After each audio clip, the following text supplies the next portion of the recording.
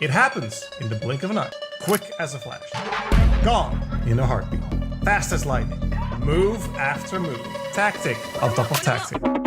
The Bullet Chess Championship on Chess.com features the fastest, quickest, and the most demanding chess you'll see all year.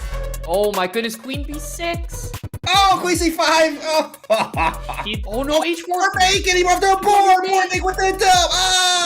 Oh, he's made it. Oh my goodness. G3. And does he have more time? Just pre-moves. Bullet chess at its finest. Lock in. It's the 2026 Bullet Chess Championship. Look at him scream.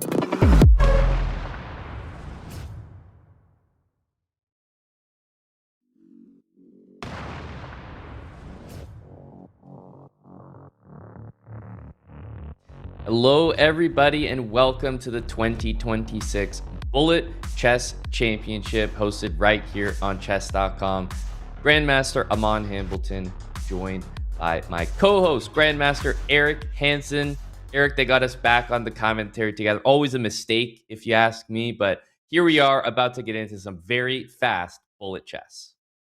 Yeah, definitely. I mean, the other option is, maybe for one of us to try to get in the event, but we had a good reason to miss it this year with a wedding of our good friend Robin. So happy to be back in the booth, and it's a time control. We just can't stop playing, right?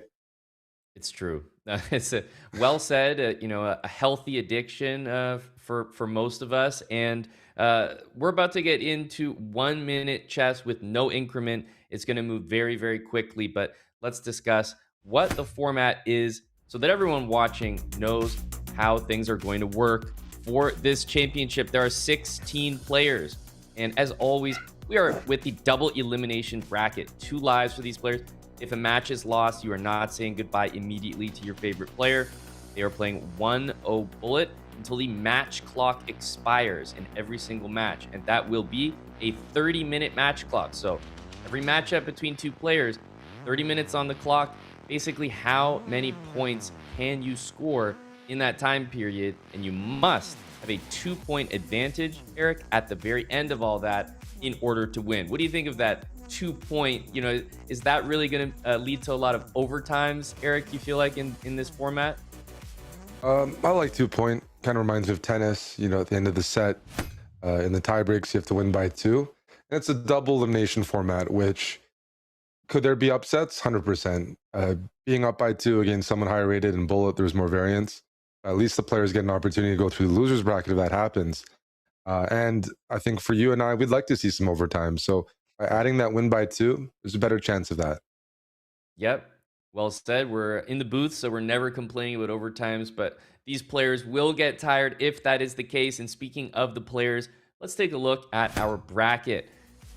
These are the players competing in the competition. The round of 16 is where we're going to begin. It's a long journey to those grand finals, but let's focus up here. You can see that very first name should be familiar. Defending champion Alireza Firouzja will be taking on Hao Wenzhou. In the first matchup, we have Yagiz Gurel, Yosef Taher, Sam Sevian, Parham Magsudlu, Nihal Sarin, and Christopher Yu. And I stopped there, Eric, because we're going to focus on those matchups first. Those 4 matchups, we're going to follow the winners into the winners' quarterfinals before we take a look at the next 4. And you know what that means, Eric? More focus on these games. We're not going to have all 8 matchups taking place at once. We're going to split it up. And that means we'll actually be able to pay more attention and follow these early matchups. Do any of those stand out to you?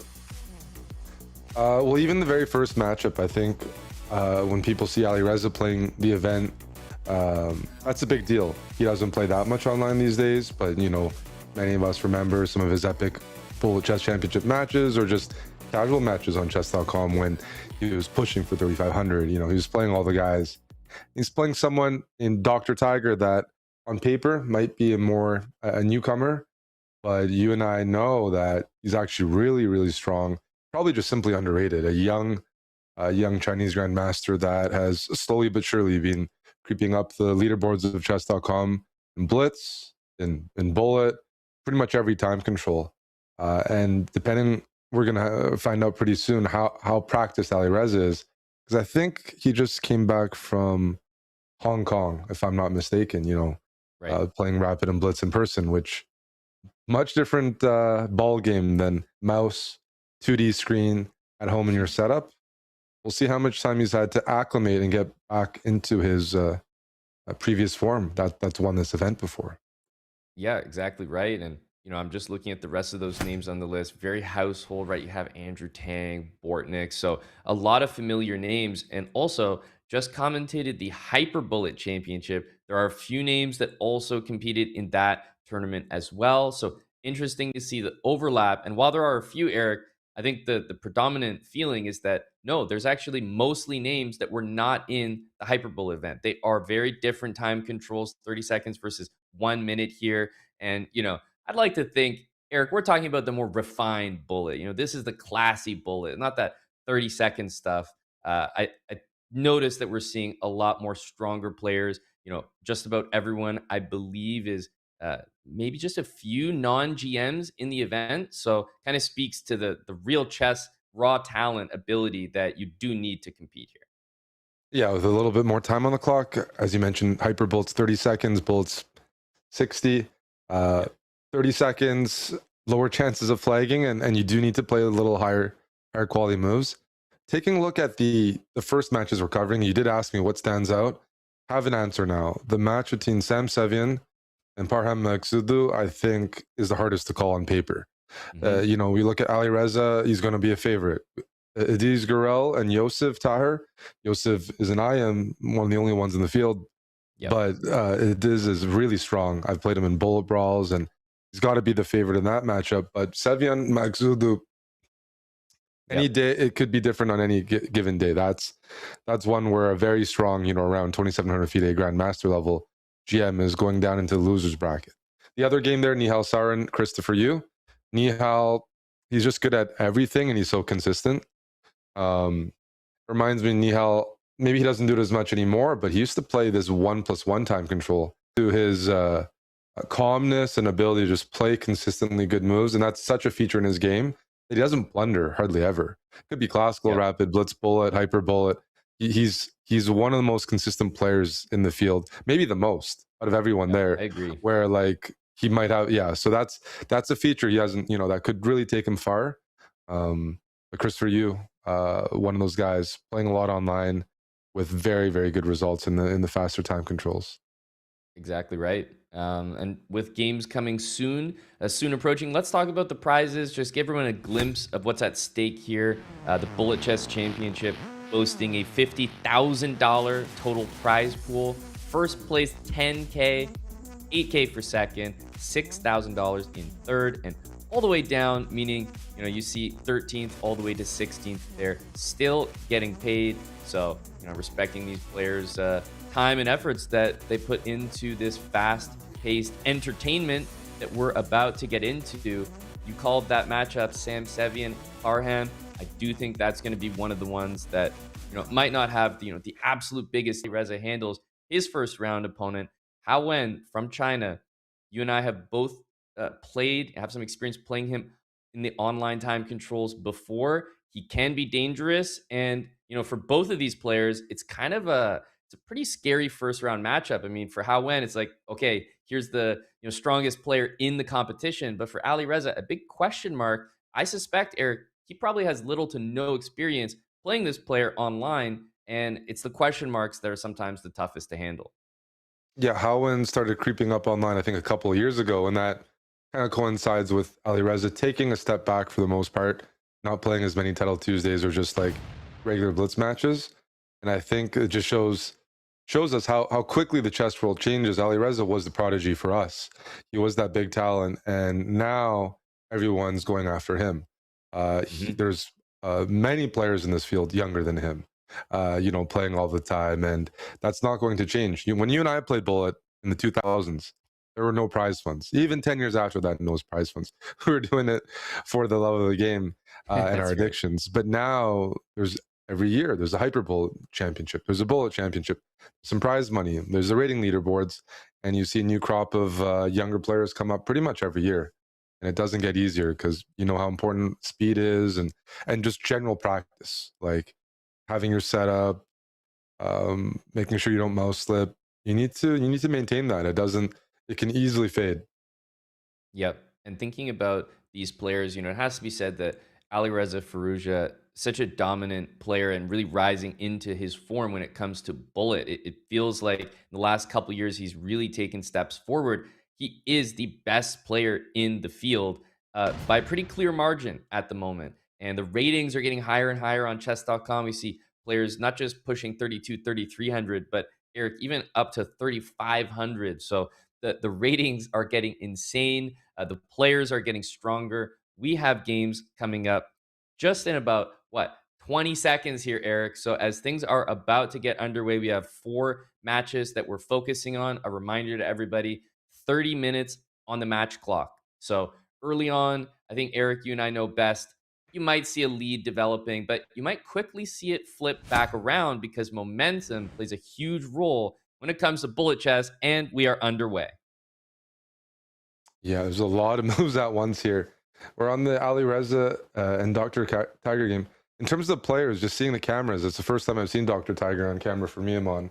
I don't know about for you. So now I can put a face to the name because he is a active Twitch chatter. Not all the players are, but if you're on Twitch or watching online, you might have encountered him in the chat. So good to see.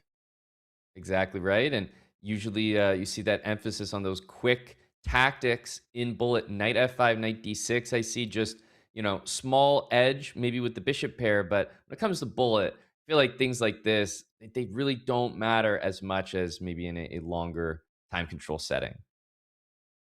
Alireza's got that bishop pair with some ideas on the king side. From my experience playing Dr. Tiger, it kind of embodies a lot of the Chinese school of chess. Very solid, very technical, likes to grind, doesn't blunder very much, can play very positionally, and just strategically annoying to play against. I'd say that for sure. Looks like f6. I thought maybe rook takes f6 could have been interesting there, but nonetheless, ruining the pawn structure. However, this is looking good for wonder black. Who's playing for the win now. Yeah, the rook on h3 is kind of stuck right now. I mean, rook on I don't g4, know how it got there. Queen f3, I'd guess at some point.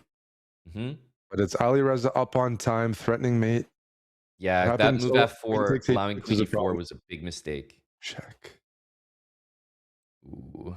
Oh, this is getting sharp again. Yep. He's going to guard everything here. 4 seconds, though. Like always has a bailout. Yeah, he just won't get mated here, very likely. Bishop b3.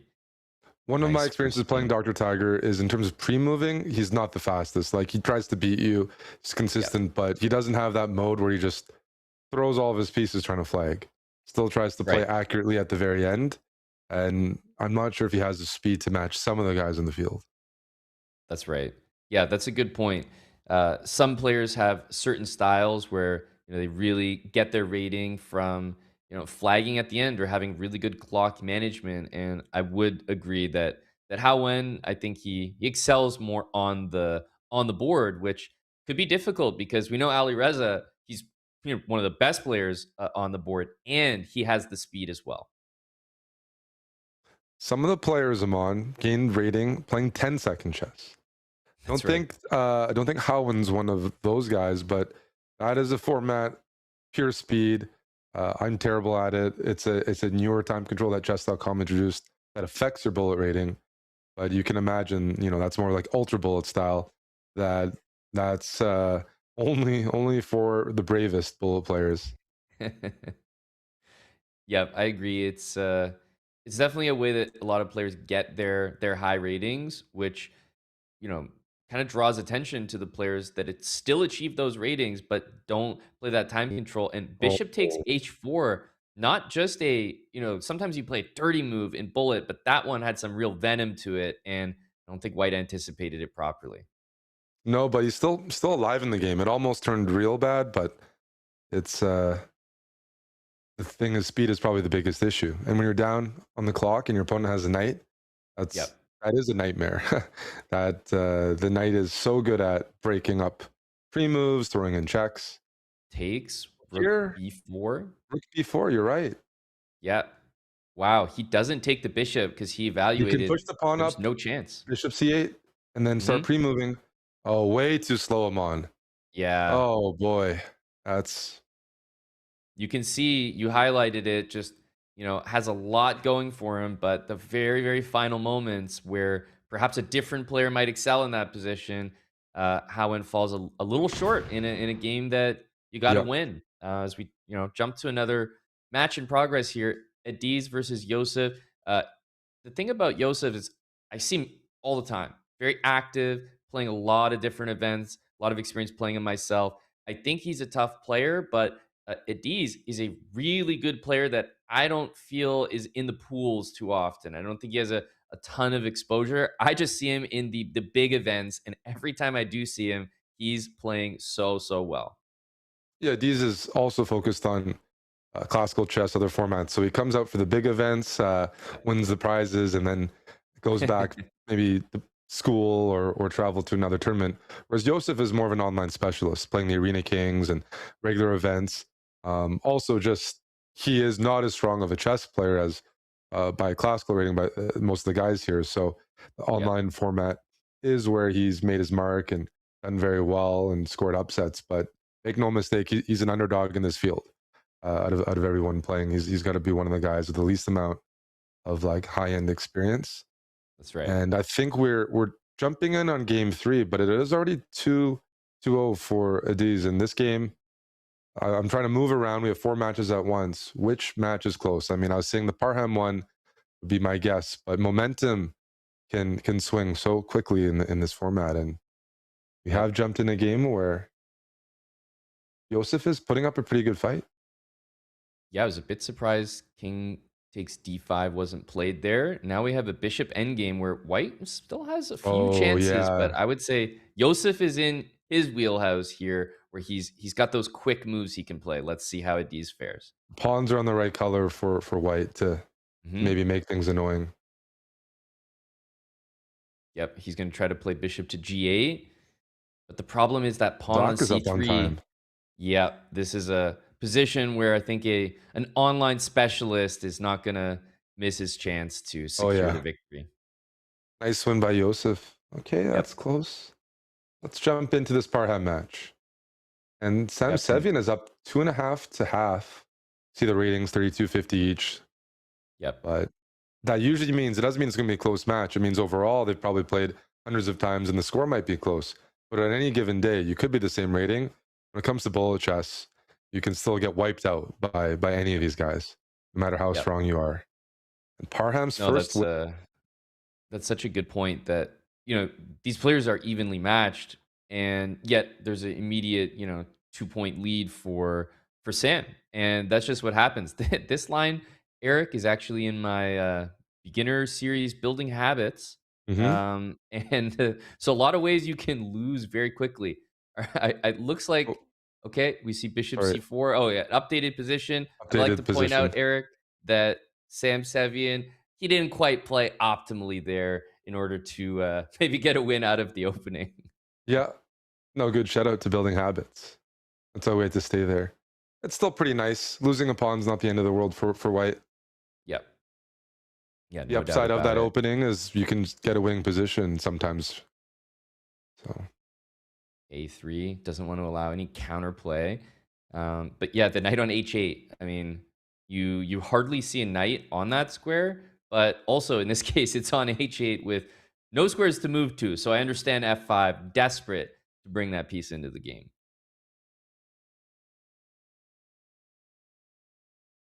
knight's coming to Yeah, there's f7 and then yeah, d6. that's right. It's such an annoying thing in bullet. Knights in a locked position, you can maneuver everywhere. So even though the bishop pair here for white, the prospect of the knight sliding into the e4 square is exactly why white gave up the bishop pair. By the way, Sevian's one of the fastest players in the field for sure. I mean, got to be like top 5. When he starts pre-moving, it's like insane. It's there's like 20 moves in a row. It's quite scary. Mhm. Wouldn't be surprised if he Ooh, played in the Hyperbullet event. Oh, that's a mistake. A mistake on the board here. The a pawn should queen. You can even take that. You don't care about losing your rook, and that's that. Yes, Sam surely will make no mistake here, but let's see the conversion. chase that king down and using the pre-moves. That is routine. Nicely done by Sam to extend the lead. Jump into this match, Nihal versus Christopher Yu. Nihal's one of the favorites because he doesn't blunder, which is very problematic. And here, Nihal's up 3.5 to half. He's up 8 seconds. He's up 2 pawns. It's pretty brutal. That's not that my own abilities are any good judge here, but Nihal is easily one of the toughest opponents for me online. Like you mentioned, he just has this style that almost reminds me of Wesley So, a little bit in classical, where it's just such a machine-like way of approaching bullet, low blunders. He still plays his standard openings. He doesn't really use gimmicky openings when it comes to speed chess. And wow, he's quick at the end in a way that is easy to underestimate. Yeah. I mean, we got to talk about the format. It's 30 minutes. Already a third of that has elapsed. And some of these matches are already becoming a little bit one-sided. What's the deficit where it's too late?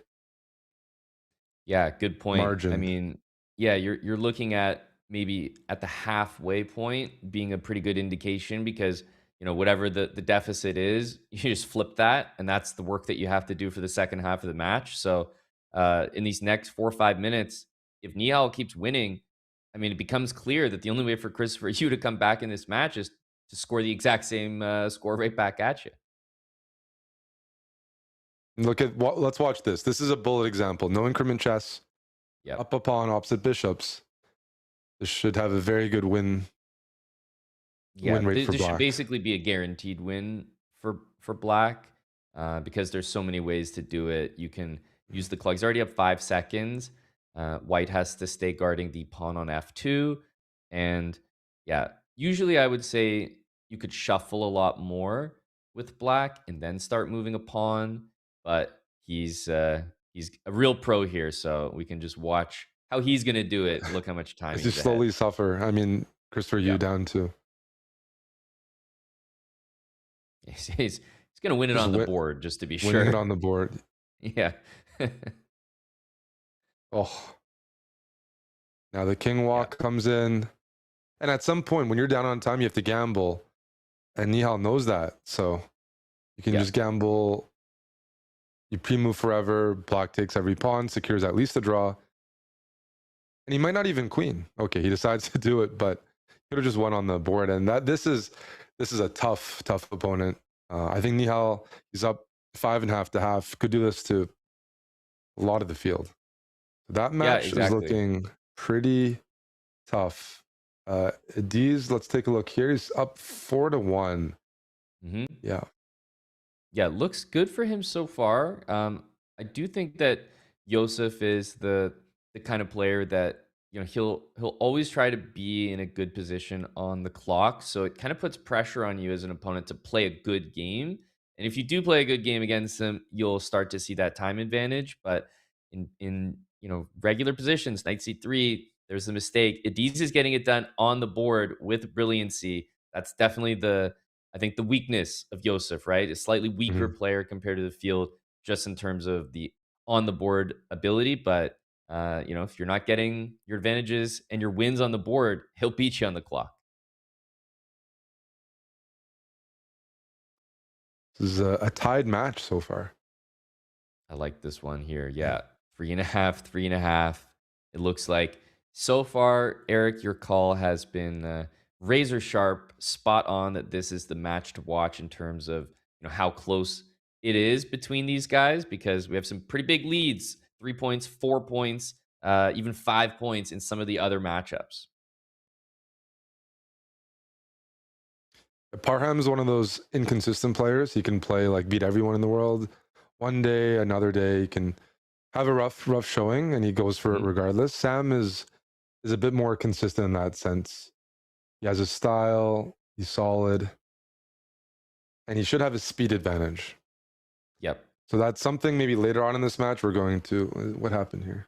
They're too fast for the board. Just play too quickly for the board there. Yeah. Sorry, the board just got stuck. But that rook versus knight, the rook can keep pinning and checking the knight. You're in a lot of trouble. And it's not the first one we've seen, Eric, where the evaluation of the final position has been a draw, but it simply doesn't matter because in Bullet, these strong players, they understand I'll take the dead drawn position because I have more time and I just know that your clock will run out.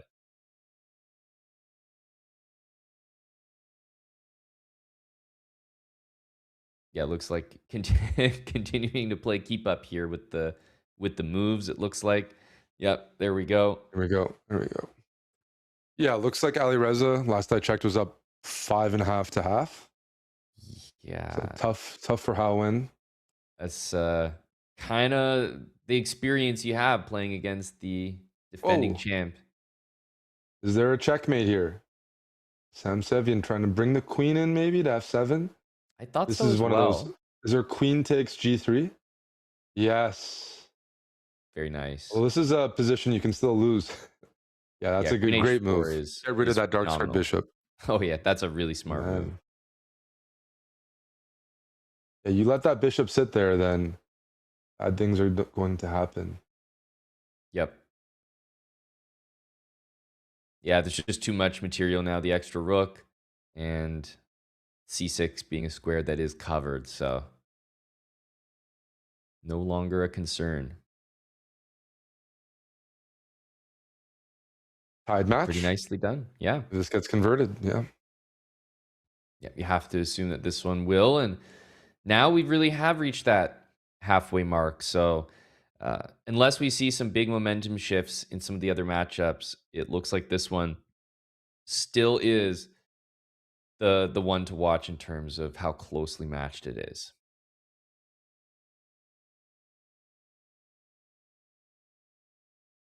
No stalemate tricks so far when we've been watching. That's true. Yep.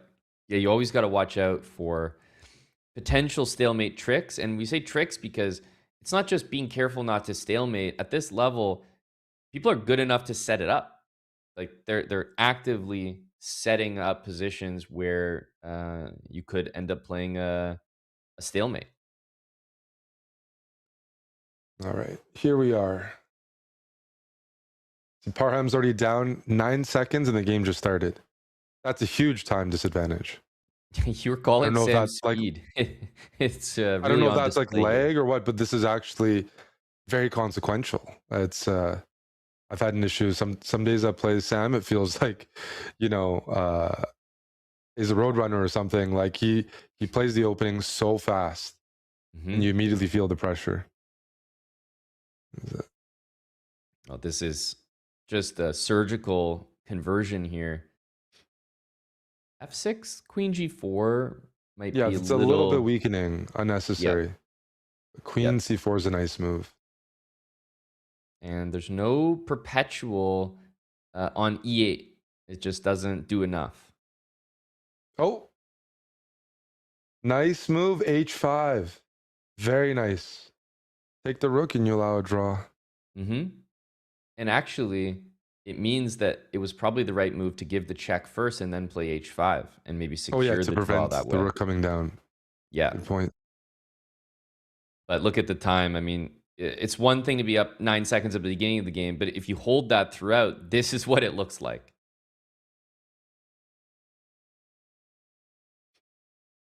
Tough. Hmm. Check on Alireza.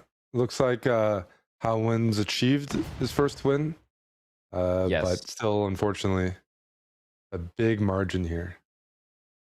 When we just tuned in, he kind of had he was laughing in the middle of laughing, which is sometimes the expression I have when I'm playing a very strong bullet player. Like I've just lost the game that it's like, what could I have done? Just okay.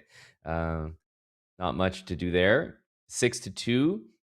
Tough score line, but it's Alireza who's just a little bit faster, and he's doing what you expect the top seed to do to the bottom. I guess he's getting paired this way because he is the bottom seed in the event. Yeah, I'm not sure how they paired. It looks almost like FIDE when I saw Yep. one of the leaderboards, if you know what I mean. So, Yep, could be FIDE could or be. maybe just the qualifier spots are some of the last True. in. That makes sense because 8 invited players, 8 qualifiers. Yeah. Yeah. each invited player maybe playing, one qualified player. And I guess the update, the conclusion to that, which is a little bit interesting, is that the players that qualified actually picked their opponents. So that tells me, Eric, that he was the last one to pick, right? Yeah, Because he no, probably wouldn't select Alireza Firouzja. I wonder if Hikaru was in the field, how that would go. Would people pick Alireza last or Hikaru? Ooh, let's see this conversion. You'd That would, really expect, yeah. yeah, you'd really expect it to get done at this level, but you have to be impressed every time you see that queen and king checkmate with, less than 1.5 seconds. It's really, really something to see it done. This match is evened up again. And now we're down to what? Under 10 minutes. Yep. So probably a deficit of like 3. Someone builds up a streak right now. That's probably enough to clinch it. If someone were to like win 2-3 games right now, clock would be down to 4 minutes, 5 minutes, and that's probably a margin. It's enough. The way it's going, they're just, bishop takes g4. This has been a sharp match as well. Not only we've mentioned it's like on paper chess wise, very competitive, but the players love to play like dynamic positions. They love the tactics, the open play. Yep, this looks like with that tactic there, coming with check, that's going to be a little bit too much. And yeah, given the time, I mean, if you're in situations where you're just down rooks like that, you obviously just go to the next game. There's no point in wasting any more time, knowing that time is very valuable. And as our story continues to update, Eric, I wanted to get to the bottom of it. So the producers have the answer. Dr. Tiger, Howen, actually selected Alireza Firouzja ahead of players after him who selected, for example, Ergaisi, Bortnik, Yagiz. So I find that very interesting Wow. that he had other choices and picked Alireza. I don't know if that's a bravado, like I can beat Alireza. It almost just feels like he just wanted to play Alireza. He just thought that would be an exciting matchup. I think so. I think that's exactly right. I've seen him in the chat and how he talks about it. Probably hasn't had the opportunity to play Alireza that often compared to some of these other guys that are regulars. And he's a teenage grandmaster trying to improve. And what better way than playing one of the best like bullet players ever? So I like it. That's definitely different than I would definitely not do the same. Alireza tactically is, we've seen it in their match too. Just you have a decent position, but his tactical vision and tricks and bullet are pressure for everyone to deal with. This was a very really stressful opportunity. It's stressful and frustrating playing Alireza. It is in a way that none of the other players, I'd say, like the amount of bad positions he can pick up and trick you in. It's endless. Yeah, really nice game here because White doesn't have to win the game on the board. This is like a pre-move shuffle position for the most part. Be very impressed if Parham can defend this against the speed of Sevian. Yeah, I've been saying Sevian should have a serious speed advantage. Just like he just displayed it right there, maintained it, played it pretty much perfectly. That just didn't give any chances for Parham. So I guess under 7 minutes, and some of these matches you can sort of you can start to call, right? Because the math doesn't really check out for the comebacks to happen. Overall in Bullet, I think 30 minutes is enough time to sort of see who's in better form that day. And most of the matches have a gap of about 4 or 5 points. That's something you can't come back from. So it's looking like Alireza, if he wanted to put a stamp on it, I think winning this game right here would certainly put it out of reach. 8-3 compared to 7-4.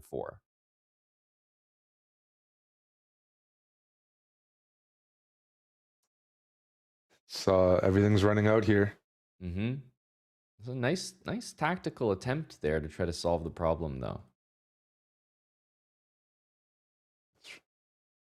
but 4 seconds. Yep. There just haven't been situations where Howland's been up on the clock that the entire right. match, and that's it's too much pressure at the end. So Alireza, we're calling it. Let's take a look at Parham's match again because this is the closest on paper. Yep. Oh man, And they're going back and forth every single time. This is a routine victory for Parham. There's no doubt about it with what he's just done with the knight there to bring it back to a 1-game deficit. nice checkmate, middle of the board. Yeah, well, doesn't let's waste any stick to time. that. Let's stick to that.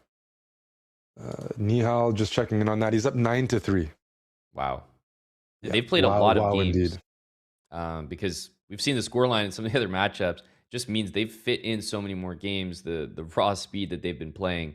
But yeah, Nihal, Alireza looking very comfortable to win their matchups, as well as Yagiz. I think we last checked over Yosef. So this 1-game deficit, 4 minutes, 40 seconds on the clock. The timers, they do work the way we're used to on most of these chess.com events, meaning if you start that game, then it will count. So that's an extra way to squeak in those games at the whistle, so to speak. Yeah, this is a problem for Sevian though. He's down on the clock, which is rare, but also the position is you're down a pawn and you don't have any tricks. Black's king is so safe, so you have to suffer for a while here. Yeah, you just can't trade anything.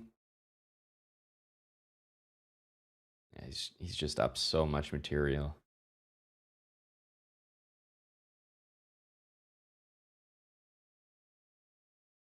That's a good way to liquidate. A4, you don't need to win this, with anything too fancy. You're up time, meaning just giving a few checks, keeping things defended. It's probably not dealing with any checks is amazing. There's no checks White can give, and if you can't give checks, how do you catch up on the clock? Yep, there's nothing to do. And Black is always looking for a forced queen trade if possible. All right, I'll be very impressed if White pulls this one off, considering the ease at which Black can play. Here's his pre-moving that I talked about. Not enough time. Yep. Means back to a tied match. Yeah, we might as well stay here, Amon, if that's okay with you. I think this is the place to be. 3 It's minutes. tied. We have 3 minutes, meaning 2 games, right? Yeah, we might just get 2 games here. So, yeah, whoever wins right now has a big chance to secure it with just 2 straight wins. Because we remember, Eric, it's win by 2. And that really impacts this match right here.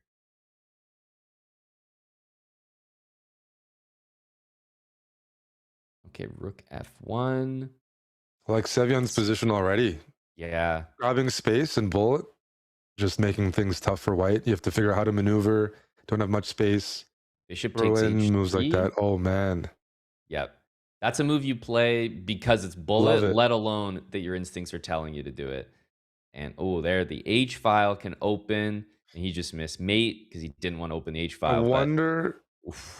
Yeah. He's giving himself more time. Now they have time for 2 more games, I believe. They should. Yeah. Right. And if you waited, the answer would be no, right? Potentially. So interesting that Sevian played the mate right away. I don't know what the right decision is, if you're supposed to stall a little bit. That's interesting. Yeah. To be that aware of the match clock would be like maybe the Chris Paul and basketball level of of awareness, because I would be playing that mate the second I see it.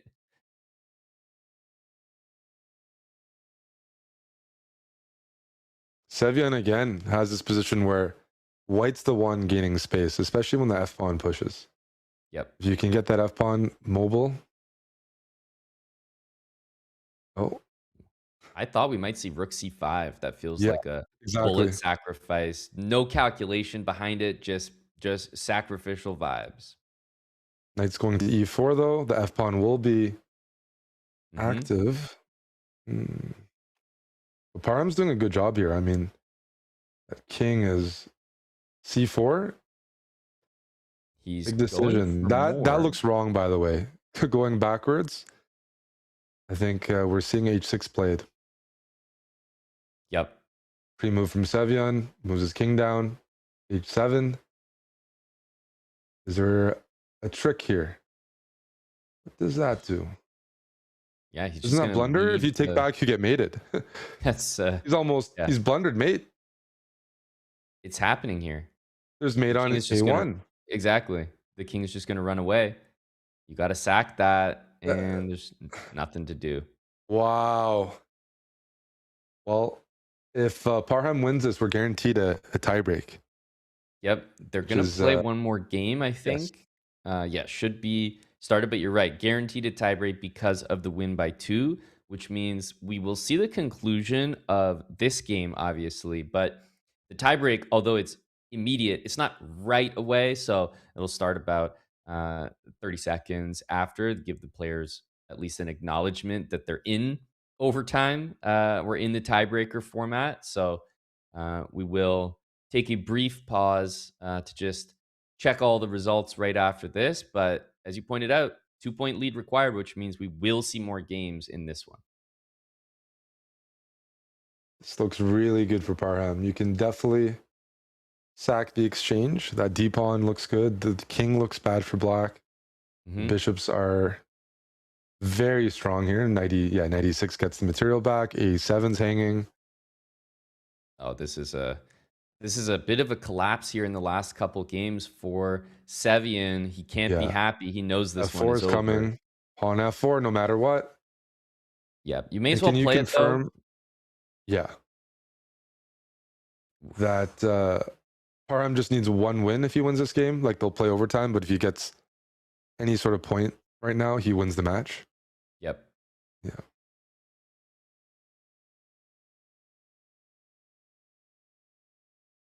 Here we go. So yeah, he will enter the overtime up Force the king away from the h-pawn. Yeah. up a game. Nicely done. He's up on time, so not even that as a concern. Sevian is one of those players that plays till the end. You've probably noticed that. Yep. Um, Yep. I think that's smart. No objections there, especially in a tournament like this. Crazy things have happened. We're just going to catch the final moments of the games in progress, even though these matches are certainly decided. Look at the time difference. And it's funny because when I play Howland, sometimes I'm the one with 2 seconds to 15. So Right. it shows there's levels. Oh, but he set up a mating net. That was pretty nice. Yeah. There's no time. Yeah. The most absolutely zero frustrating. time. Yikes. And that's it. Meaning the round has wrapped up, and we can see some of those final results. The bigger scores there, very evident. Alireza Firouzja, winning by that hefty margin there, is going to move on. Yagiz Gurel also 11.5, 3.5, moves on to the winners quarterfinals. So Alireza is playing Yagiz in the winners quarterfinals, and we also have Nihal Sarin, a crushing score over Christopher Yu, 11-5, moving on. And that one final name, we're still waiting to punch in. Parham with the lead, 1 point over Sam Sevian. But, Eric, we are going to be going into tiebreaks because it is a win by 2. And that means a little explanation of the tiebreak format. The 30-minute clock expired, which means no 2-point lead. The players continue to play until one of those players attains a 2-point lead or until they've played 10 games. If they've played 10 games and nobody has ever won by 2, then whoever is leading after those 10 games, even if it's by 1, will win the match. But what that means, Eric, is immediately we could jump in and Parham could win the first game, and that's it. That's a 2-point lead. So he immediately could win this match with a victory right away. So big pressure, as soon as we jump in, it feels like you're almost settling into a tiebreak.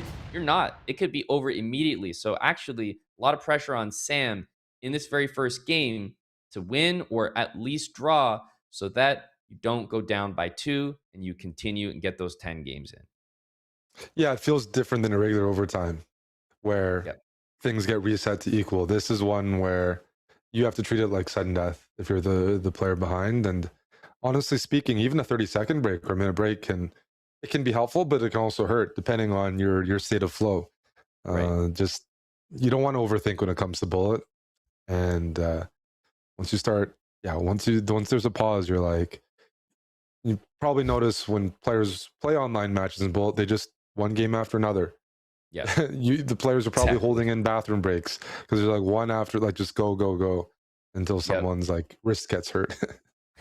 And the other players are just going to stand by and wait. We're not going to be starting any of the other matchups until we've concluded this one here. And then we'll be moving on to the winners quarterfinals for this sort of top half of the bracket. The players just being informed, exactly what's going on, that we are into the tiebreak, what that format is. Quick reminder, but the games, Eric, are about to get started, which means full focus and a lot of pressure on Sam for this very first game of the tiebreak.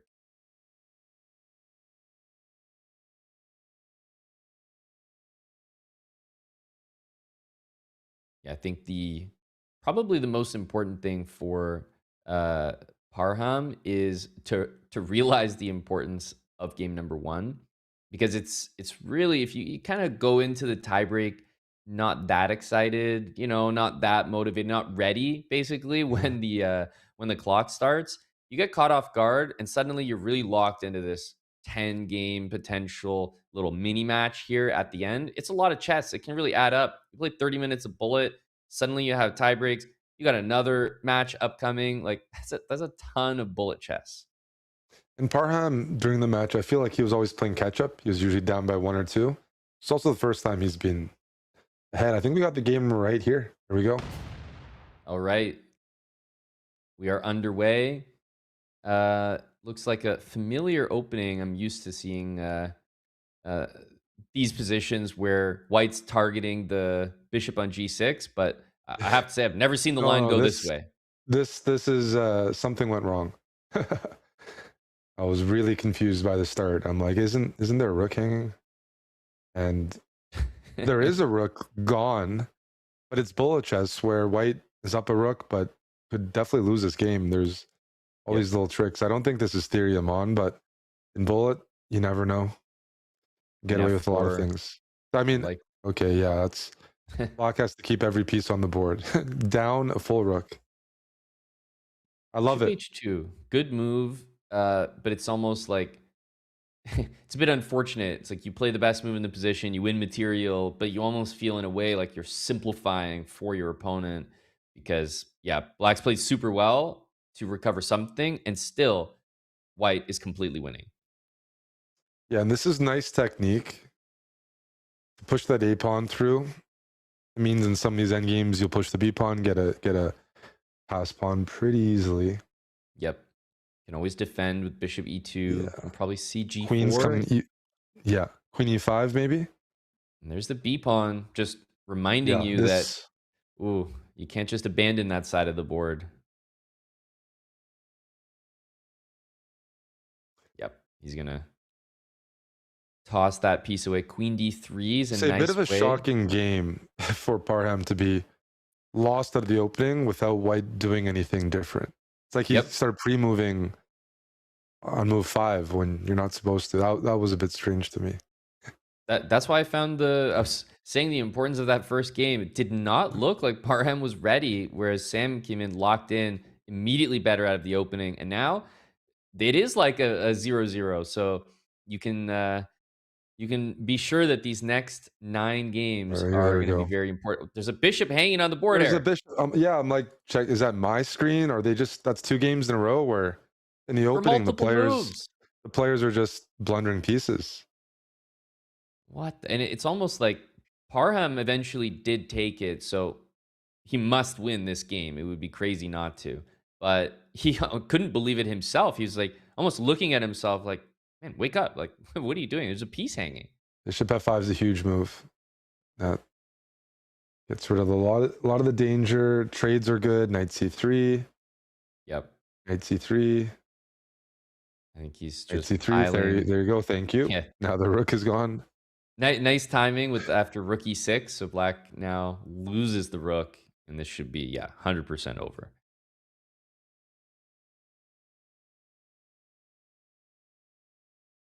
He's cleaning up the position. There should be a few checkmates coming, maybe rook e5.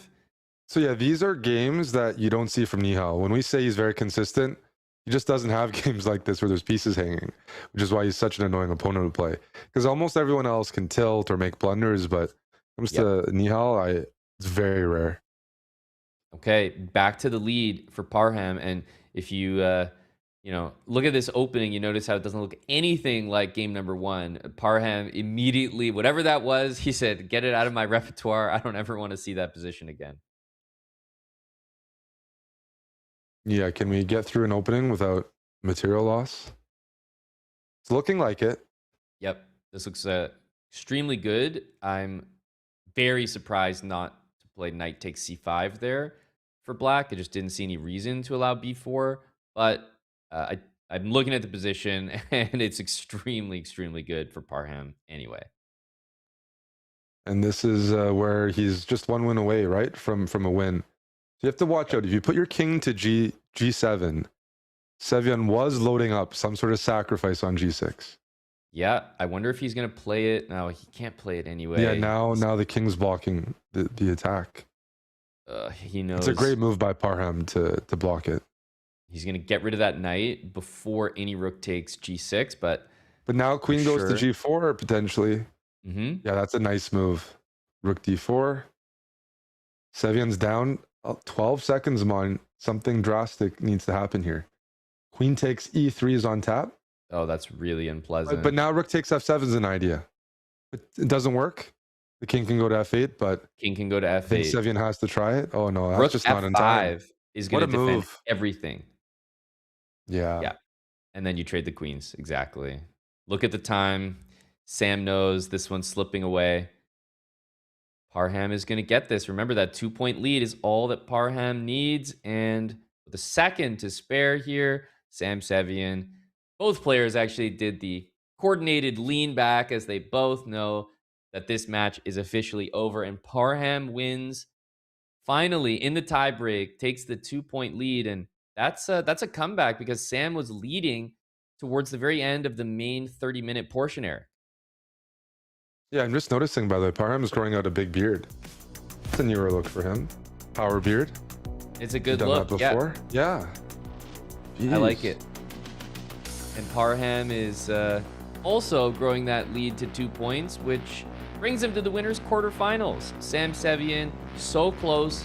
Of course, all of these players that lost initially, they will move down to the losers bracket. But for today, Eric, we are focused now on the winners' quarterfinals. That's Alireza Firouzja against Ediz Gorel, Parham Magsudlu against Nihal Sarin. And after these matchups, we will see sort of the lower half of the bracket that's on your screen, those 4 round of 16 matchups, as well as the follow-up winners quarterfinals for those ones as well. So, with those upcoming matchups here, winners quarterfinals, Eric, thinking about Alireza, he's going to be tested again here. I think, before we really get into all that, I want to remind everybody about a great new feature, which I've been enjoying. This is the Advanced Stats feature, and it's now live for all Chess.com Diamond members. You can finally review every brilliant move you've ever played.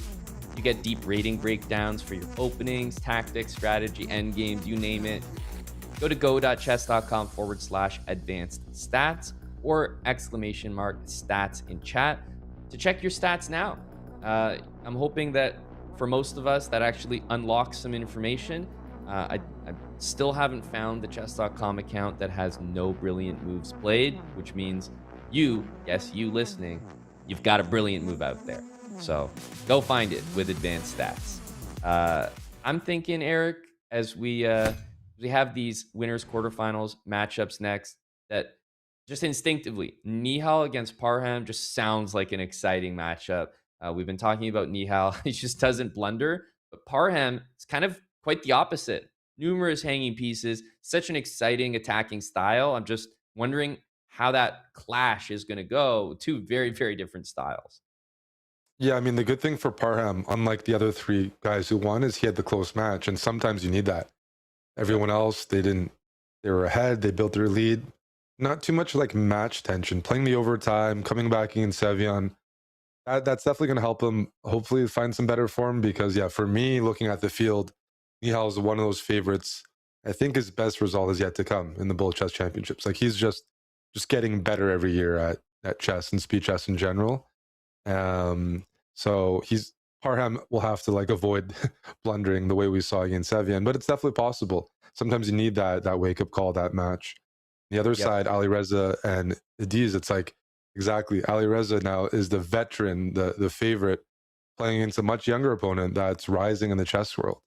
And it's interesting to see how those roles swap just in a few years. Yeah, Denis versus Alireza is one of those matchups where I just wonder what's Denis bringing to the table where he might have an edge over Alireza. You know, are we looking at two players where they're actually just they excel in the same areas? You know, sort of similar players, except Firouzja has that edge. Or are we looking at different styles? Because at least with Parham and Nihal, I could say maybe the Nihal style is sort of going to get him further long term in terms of bullet. But you can envision a match where Parham wins. You know, a highly tactical matchup where he's just getting his positions, he's in a flow state. And I wonder what that looks like for Denis, because when I think of the two players, you know, I really do find they match up quite similarly, except Firouzja is just on that other level, it feels like at the moment with bullet chess. Yeah, just one moment there. Yeah, when my experience playing Yagiz in Bullet Chess Championships has been, he loves to attack and play really, really aggressive. And that is something that Alireza, used to do and still does. But as you get stronger, you sometimes refine it. So I'm wondering if, taking a step back, if that will throw Alireza off a little bit, because now he's playing the super tournaments. He's playing everyone who's really solid, the Westleys of the world. And one of the D's is you play like the close Sicilian, for example, in Bullet. Why the close Sicilian? Because you can eventually push your F pawn, your G pawn, and throw everything at your opponent. Even though in classical maybe is solid, in Bullet it's an attacking weapon. So I noticed he has some serious punching power. The young Turkish player. Yep. And we'll be getting into the winners quarterfinals pretty soon here. And I think what's important going into these is remembering we're back to that 30-minute format, the countdown clock. So maybe the start of this match is not terribly important because there's lots of time for comebacks to be made. But I think you made a good point when we were watching the last matchups that, around that maybe 1/3 halfway point, you got to take stock of the score and you immediately know what work you have to do going forward. So a poor start is fine, but whatever happens to you, you're gonna have to reverse going into the second half of these matchups. Yeah, I'm actually still looking at the winners picking their opponents, because that's a newer feature that's becoming commonplace in these esports events, which I kind of like. It adds something to talk about, but also gives us a perspective on how the players view the field, their opponents. And I said times change pretty quickly, because the first player picked as we begin these games is Andrew Tang was the first opponent picked. Amon, does that surprise you? A few years ago, it feels like that wouldn't be the answer. Yeah, some disrespect on Andrew's name there. It's always a style matchup as well, so it depends who's selecting. They might have different opinions, so it's not like everyone voted and that was the choice. But still, to even pick that name out, it's so tough to pick any name from this field. Like, who's an easy opponent? Nobody. But yeah, Andrew Tang being first, Denis Gorel actually being the very last name selected. So kind of interesting to see that play out. Well, yeah, it's kind of like he's not at his peak form. He's a very young player, but he's getting stronger every year and starting to rack up bullet brawl wins. I think he's close to double digits there, and just an unpleasant opponent to play. And I think some of those younger guys, they give off that feeling, because they're already, you're losing to someone who's in their mid-teens, but they're also just getting stronger. So it's a bit of a lose-lose. Whereas you play one of the veterans, you kind of know their style. There's nothing too unexpected there. So yeah, in that situation, it was Blue Bomb picking first and going for Andrew Tang. But here here we go. We have a very tactical game right off the bat, right? Yeah, Just absolutely. And it's been really impressive to see how quickly Yagiz has been playing. Because I thought Alireza was playing fast, and then I saw the time. This has been a really nice game. Bishop e3, and yeah, he'll be able to remove all of the pieces here, I think. but it makes, you know, us feel old when we see Alireza playing a much younger opponent using the same sort of style. Look at that though. All right. 5 Like, seconds to even 3. getting a queen on the board is impressive. That's the Alireza style, but there's no stalemate trick here where you lose all your pieces and the king's in the corner. Game number 1 for Yagiz. I have to say myself, if I'm playing a lower rated opponent, sometimes I start a match very poorly, and it's not necessarily a reflection of how the match is going to go, but you really can't begin any better than Yagiz has right now. And I wouldn't read into the ratings too much here when it comes to evaluating the strength of the players. Well, this is a rough opening, but at least you have a pawn for your troubles. Troubles being black has the bishop pair, white's king feels pretty weak. Mm-hmm. This is definitely the match that'll give us a lot of intel on Alireza. First match, could he win without being in great form? Yes. He's a pretty serious favorite. This match, if I was to set a line beforehand, I'd be like maybe, 2-point spread for Alireza, but with a lot of variance implied. Yeah, this does not look good. Bishop e4, bishop d3, offering the the queen, but Is I there think your mate? king's pretty safe. Yeah. There's so many loose pieces in this position, so I'll be impressed if you can keep it together. Queen g5. C5, C4, or Queen G5. Nice. That's the thing, is like 1-1. every piece is just so loose. It's not that you've calculated this far, but you just know that your instinct tells you it's too difficult to defend. And yeah, let's take a look at our other winners quarterfinal match that's going concurrently here. This is Nihal Sarin against Parham, and looks like the solid approach, the unwavering approach that Nihal has to his bullet chess is working so far. 2-0. Yeah, for me, Nihal is the most unpleasant player to play, which is why I keep highlighting him as one of the favorites and just like a menace, because out of all the players in the field, Alireza, you can get a winning position. You can beat him. Yagiz for sure. Nihal has a style that he doesn't give you anything for 30 minutes. And that psychologically is frustrating. It's a bit similar to especially like Prime Hikaru playing Bullet and Blitz, where he would just never blunder, even in crazy sharp positions. Mm-hmm. And psychologically, that has just a certain type of effect that you don't forget, which is why I keep talking about it. It's he's one of the favorites here. No doubt. And this is a game that, as much as we talk about his style, it's quite unlike his style to be playing this, but he's playing it beautifully. Like the rook and queen, all the checkmate threats, and he's now defended the last ditch effort, bishop c6, perfectly. So queen h7 check, followed by rook f3.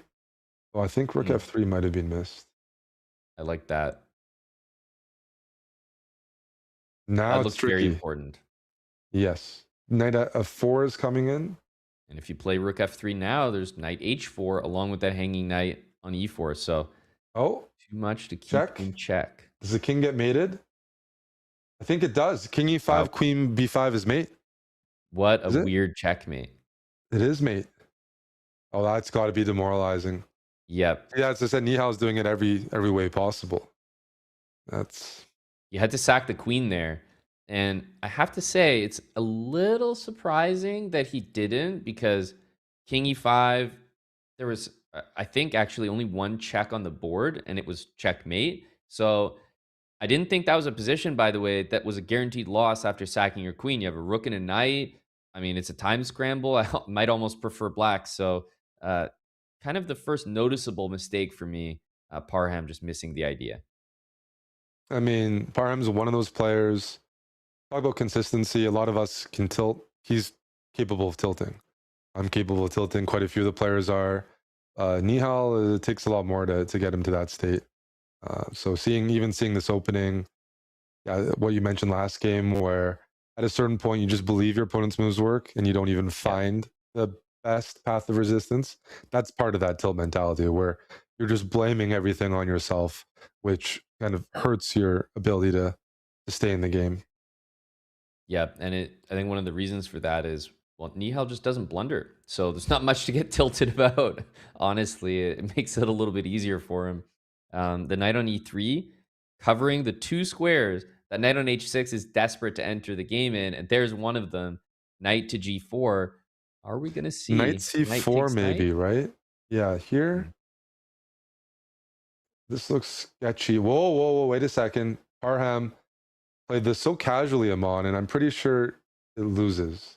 Yep. Well, there's rook takes c4. And rook takes c4, exactly. And Nihal's never going to miss that. Very nice. And Oh, yeah, wow. Surgical is amazing because that rook on h7, knight on h6, I thought black's pieces were completely out of the game. And that change just like that is 4-0. And, you know, we're still only 7-8 minutes into this, but that's a commanding lead and a pretty significant advantage early on. absolutely. We were worried Parham, he didn't play, as you know, he played loose like he did against Sevian. That's not going to beat Nihal. He needs to play an improved version of that. No blunders, up on the clock. That's not happening. But the good news is this match, Alireza, it's split right now. And, you know, Alireza is, you know, the favorite in the field. So seeing this is already just a shift in my perception of the event.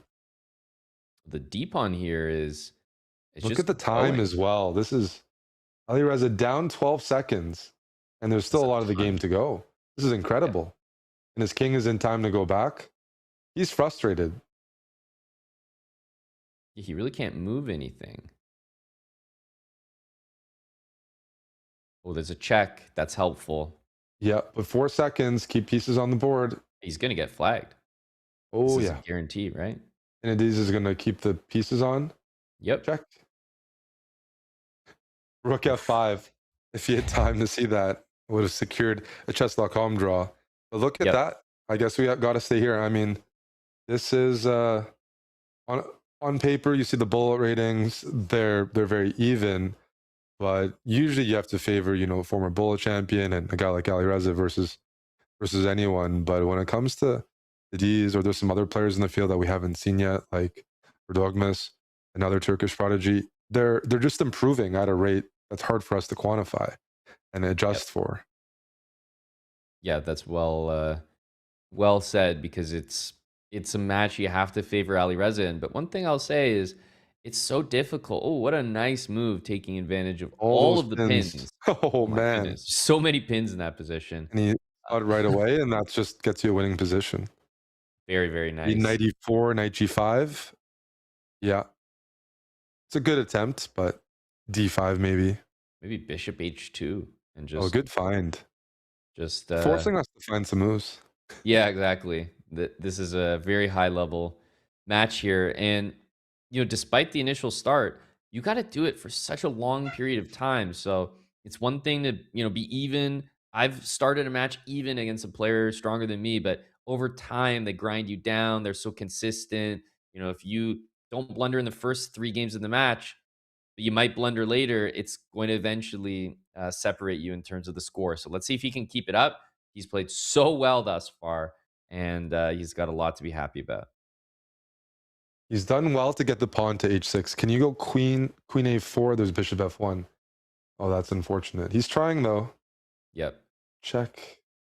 He will be able to check and push, but there's queen f1. Queen f1 and yeah. queen f2. Really unpleasant. We check in here. Nihal's up 6-0. Oh my We're not goodness. surprised based on how things started, but that's still a crazy score against someone as strong as Parham.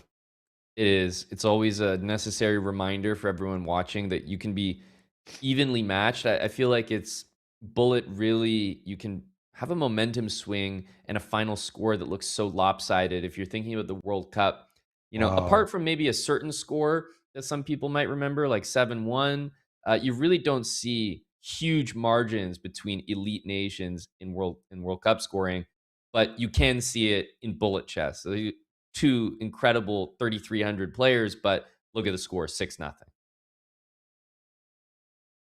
Yeah, it'd kind of be like you maybe take the strong World Cup solid countries near the top, take out a player or two from each side, a couple red cards. The game just opens up. Yeah. You know, they might be solid when everyone's there, but once you're missing a couple players, missing the clock, changes everything. By the way, today is a big day. Canada playing their World Cup game in 2 hours, and with a chance to win a group, we can take out the Swiss. So that's right. I will definitely be locked in for that. Yeah, Go Canada. And go Canada. These are also two countries that are in the World Cup as well, and that's checkmate on the board. He needed to find that because he was about to lose to the C pawn queening. Look at the reaction. By the way, I don't know how forced that was once it was in progress, but the way that he played, it's as if he just did not see the final checkmating move, because you wouldn't play everything that quickly if you did. Yeah. Yeah, one thing I noticed from playing Yagiz, though, he's very consistent on the clock. Like, he just never spends time. Yep. So I've won some games where I feel like he didn't resist as much as he could. But it's also because I'm playing bullet brawls where you have to make that decision. Do I fight on? Because I could lose opportunity to play more games in the event if I end up losing this without this format. It's not quite the same, but you do need to think about it. If I'm behind, do I play this on, or do I reset the game to continue the match? And you mentioned the World Cup. Turkey, one of the first countries eliminated. So this is an opportunity to get some pride for Turkey, not in football, but in chess. And they're getting better and better there. That wouldn't surprise me if they were contenders at the Olympiad Rook this year. C4. Yeah. Rook takes C4 knight D6 was a better way. I mean, still advantage material-wise, but I would have a lot of trouble here handling the 3 pawns. I would absolutely prefer to play black in any kind of bullet time scramble situation. So Agreed. Let's see how Yagiz handles this, because I view this as an extremely tough position to play for white. Yeah, you want your bishop on G7 most likely, ready to sacrifice. I might take that knight. I would play rook takes A4. This looks scary. Bishop on G7. Ooh, bishop E4. Oh, what a find. So I guess, maybe not winning technically, but this He has his has knight to stuck. be. Yeah. Oh, yeah, but the knight king is loses stuck, for position. sure. Okay, now it's fine. Now it should be Yeah. 100% winning for black, but let's see the conversion. Although Yagiz is very... Ooh, taking the See bishop. the speed? Oh, Oh my I goodness. will say it's remarkable to almost hold that. That's It really is. good pre-moving versus a queen. Yeah, because That think means about it Alireza is up- logically. The queen pre-moves eventually should cover a square that you are pre-moving your king to. So either he got every single one correct, which is insane, or he was getting them incorrect, but was able to recover and make the next pre-moves. It's so impressive. But Alireza reminding them that he's still got the speed as well, and that was a nice conversion, technically down material. Oh, this is a problem. So one of those positions where white just has one-sided counterplay. But yeah, that game for Yagiz was really nice towards the end.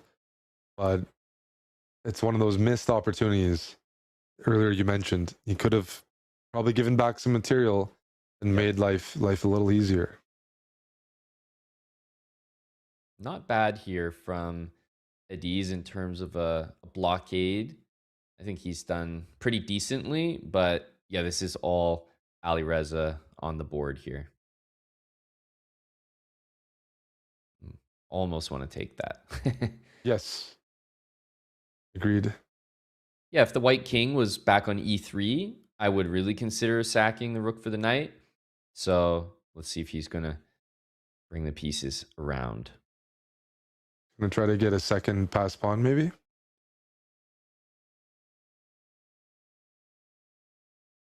Okay, so B6 is normally a good move to include, but this is actually a big mistake. By the way, look at the clock. The knight should win.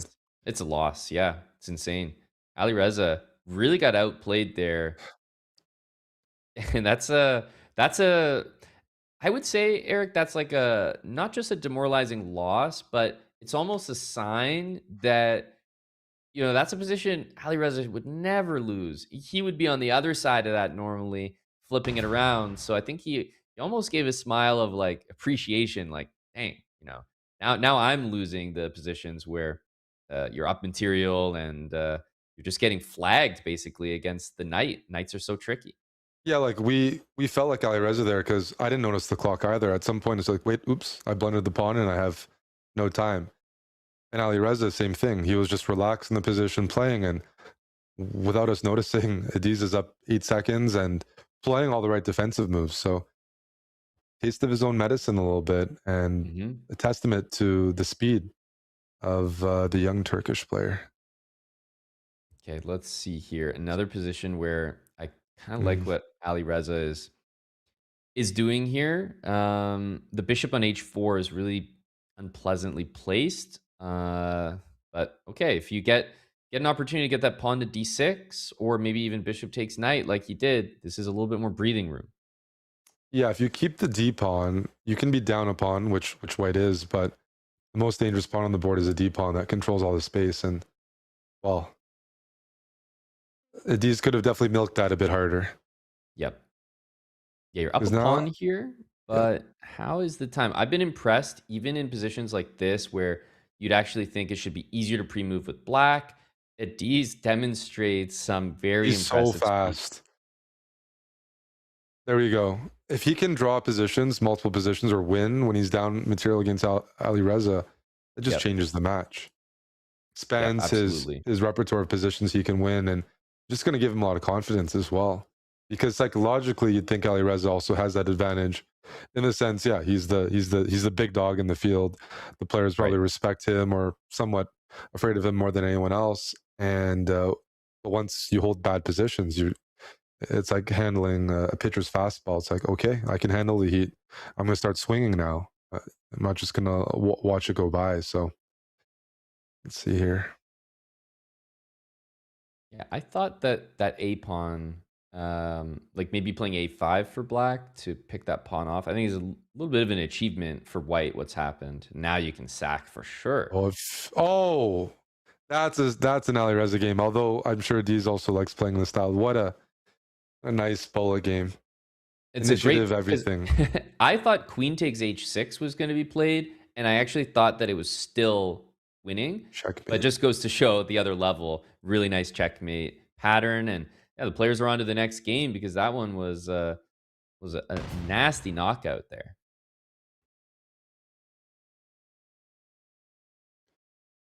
No, I am kind of curious if Parham has won a game yet, because last we looked, he had lost 6 in a row or 7, which 6 I saw, yeah. but yeah, it could balloon easily.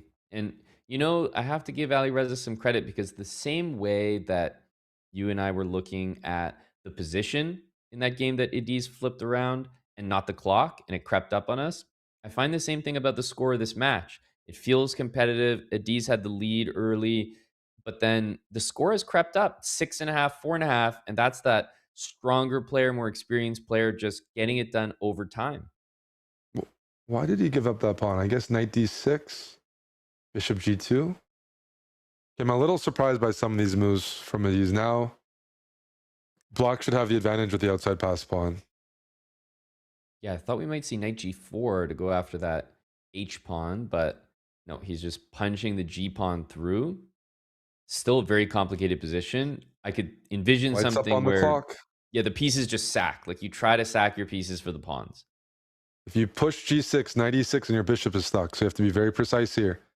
So he's taking his time. That's This not going to does do not it. look good. Knight g7 at some point soon. If you want to just permanently. Yeah, that's a big miss. Yep, bishop is 100% stuck. And talk about the score ballooning 7.5 to 4.5 under 10 minutes.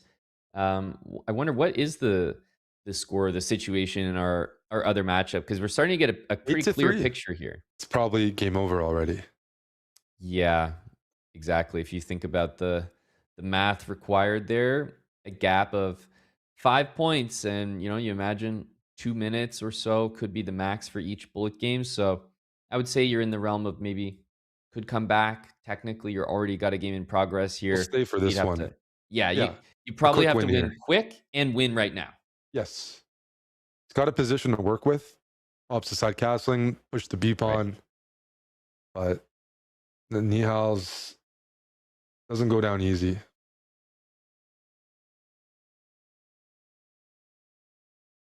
Yeah, this is actually a really scary attack. I would say for Nihal here, but he's doesn't appear too scared. Bring the rook over from h1.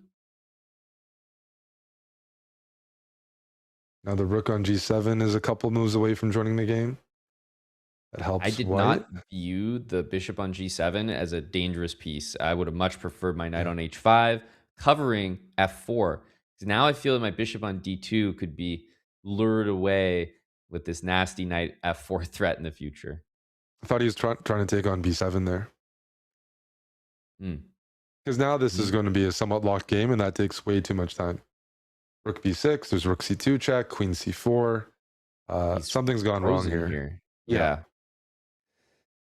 Oof. There's a queen trade. Not that it's a amazing move, but it's kind of the liquidation that you want here.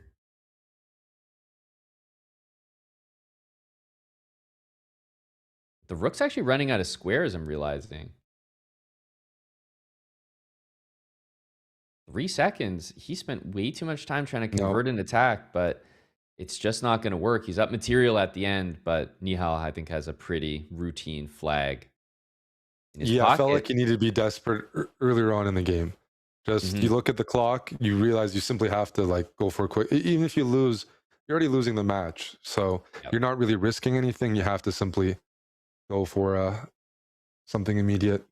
Here, though, by the way, I think it's 5-8. So with 6 minutes left, it feels like must-win territory for Denis. But if he pulls it off, still chances. Yeah, I guess definitely. you have to get back to 1. You don't have to fully erase the deficit. You just have to make sure it's not 2. Yeah. So I think there's still some good time remaining because, for example, he could win a game here and then just start the next game. And that would technically put him in a position which might be enough. And they drew their last game based on the score getting up to 8 points and now draw again, 8.5. It's exactly what you want with a 3-point lead and time ticking down. So Alireza is happy to just, draw all the way. All right, let's see what's going on here. There we go. 8.5, 5.5. Yeah, it's the real task is keeping up with these opening board. moves here. yeah, they play so fast. The board just sometimes lags behind. Something happens with my moves though. Here we go.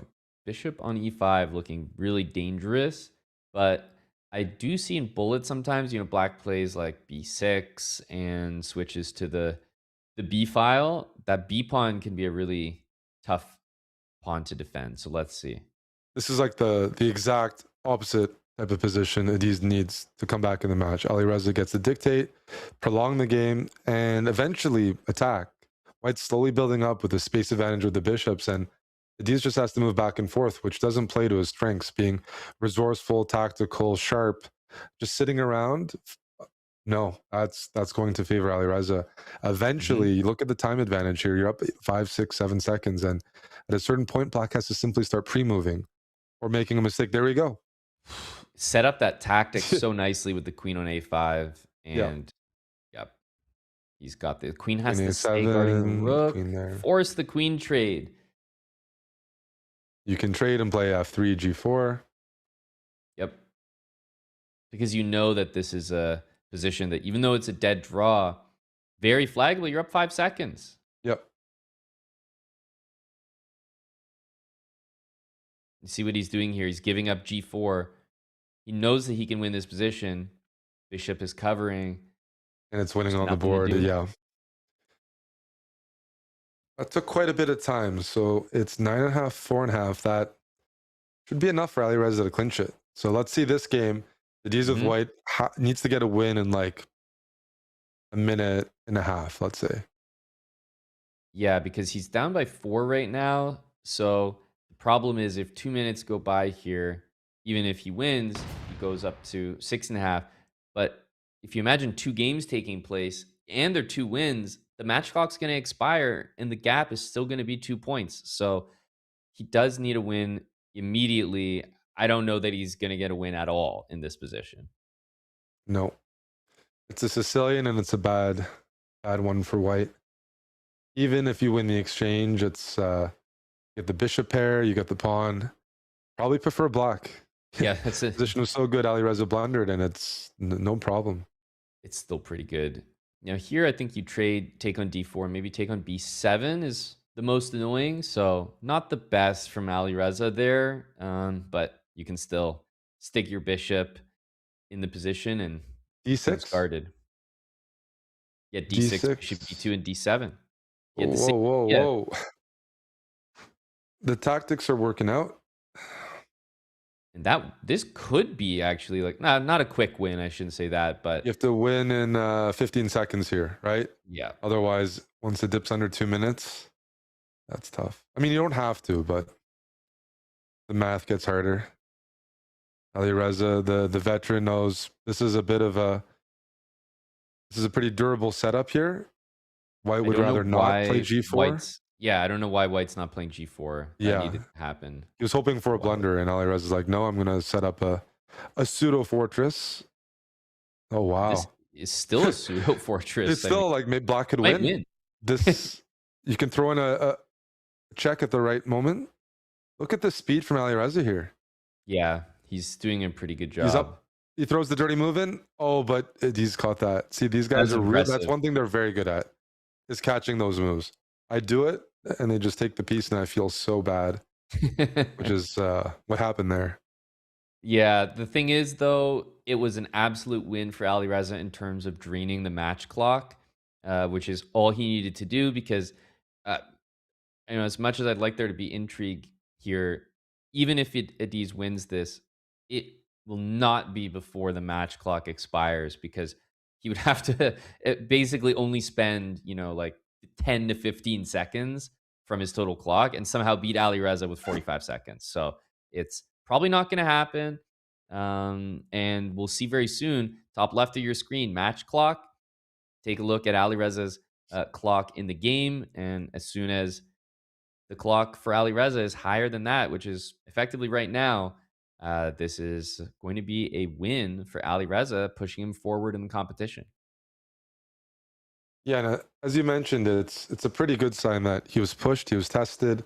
We were liking how Yagiz was playing, but Alireza was up the whole match pretty much from maybe a couple of games in, and Yagiz is one of the most dangerous players in the field. You take a look at the Bull Brawl results the last couple of years.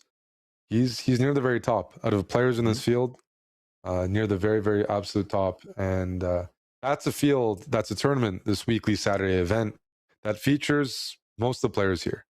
Alireza doesn't play it that much, but everyone else, they play it. And so it's a pretty good indicator.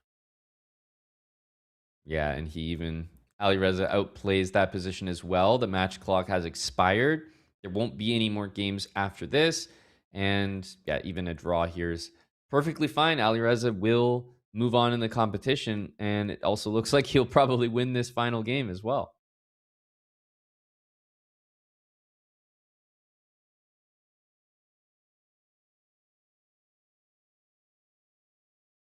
Let's see here. Can he come up with a mating net?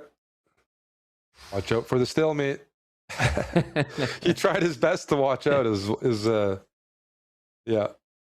one type of setup.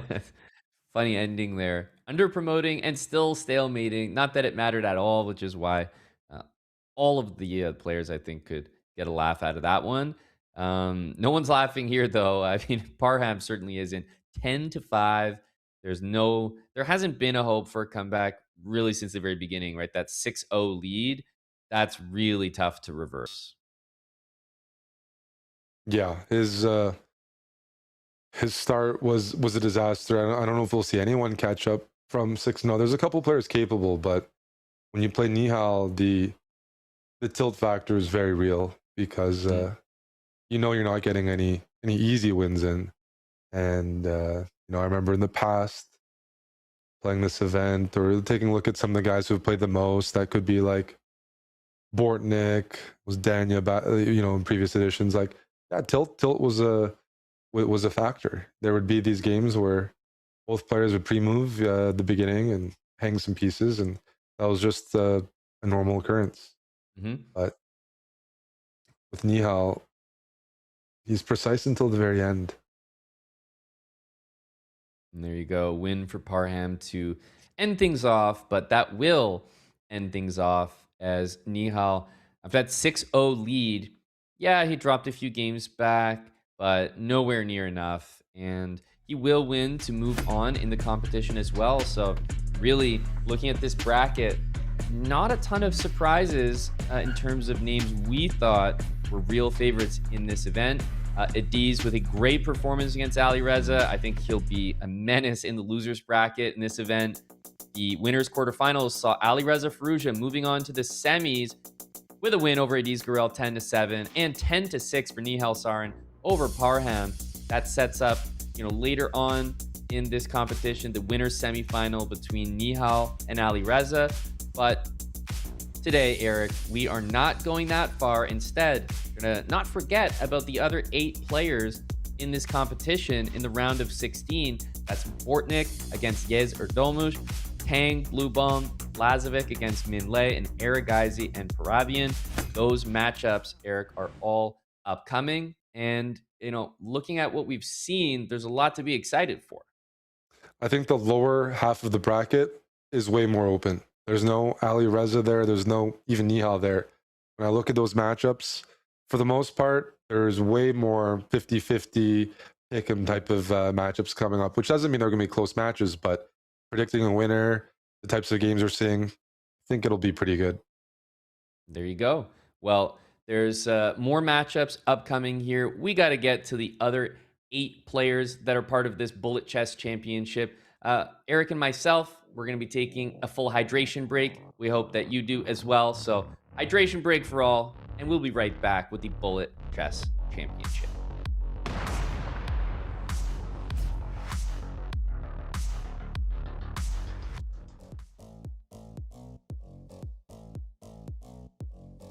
Well, I think playing fast and also at the same time making good moves like how Hikaru does. I think he's not really the fastest player with the mouse, but his combination of playing fast and at the same time keeping very high quality makes him the best.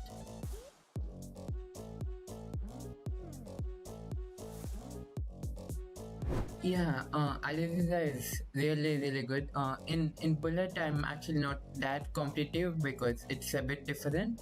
I'm mainly playing it for fun because I enjoy Bullet chess and I used to play it a lot at one point. So yeah, I'm not thinking about like trying to like win the event or anything. It's just for fun and I'll see how I fare and that's it.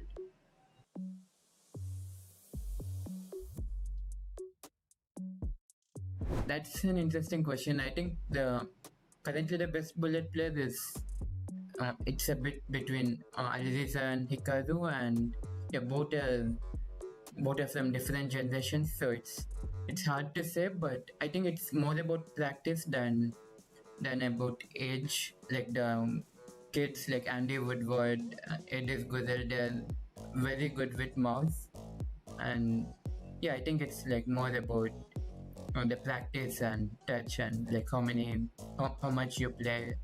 It depends on these factors more.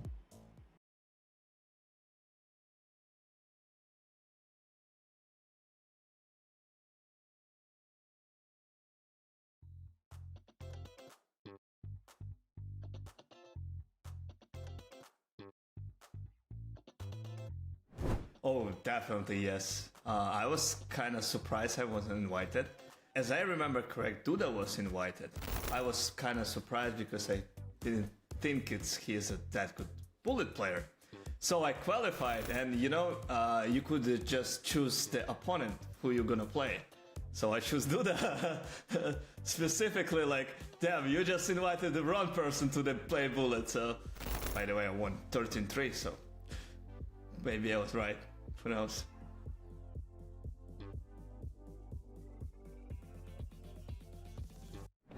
Oh, first of all, could be better if I would play on the higher bracket, not from the lower bracket, because in the lower bracket you have to play more matches.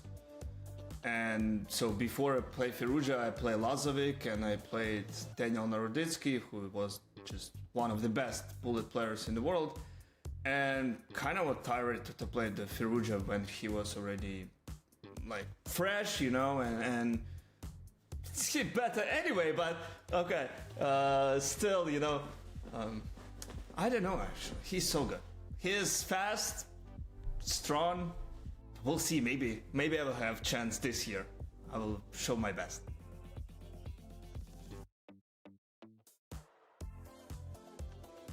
I can say yes. So I don't play classical chess anymore, like one tournament in 2 years, and I never liked that. So since I kid, I just play online all the time, and specifically I was a bullet. Most of the games I play just bullet. I love that. So now, you know, it's very hard to find a great opponent who play the bullet. I like we have the championship like this. So we have a bullet brawl, but this arena it's once a week, and after he wants to just play someone, and nah, let's play 10 seconds, 10 plus 0.1, you know, which I hope we will separate the ratings, by the way.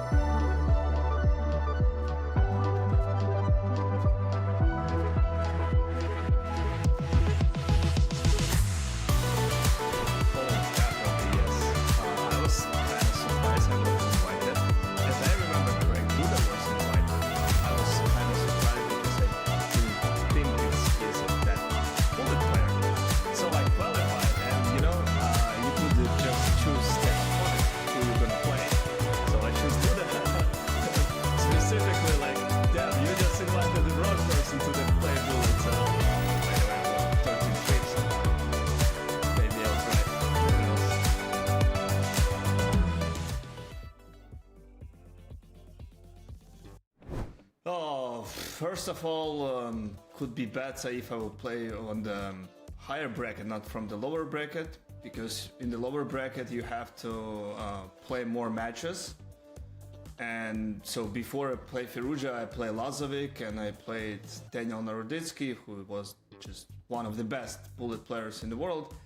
And kind of was tired to play the Firouzja when he was already like fresh, you know, and it's better anyway, but okay, still, you know, I don't know actually, he's so good.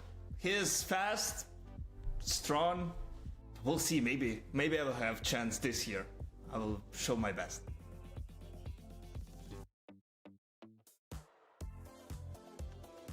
I can say yes. So I don't play classical chess anymore, like one tournament in 2 years, and I never liked that. So since I kid, I just play online all the time, and specifically I was a bullet. Most of the games I play just bullet. I love that. So now, you know, it's very hard to find a great opponent who play the bullet. I like we have the championship like this. So we have a bullet brawl, but this arena it's once a week, and after he wants to just play someone, and nah, let's play 10 seconds, 10 plus 0.1, you know, which I hope We will separate the ratings, by the way.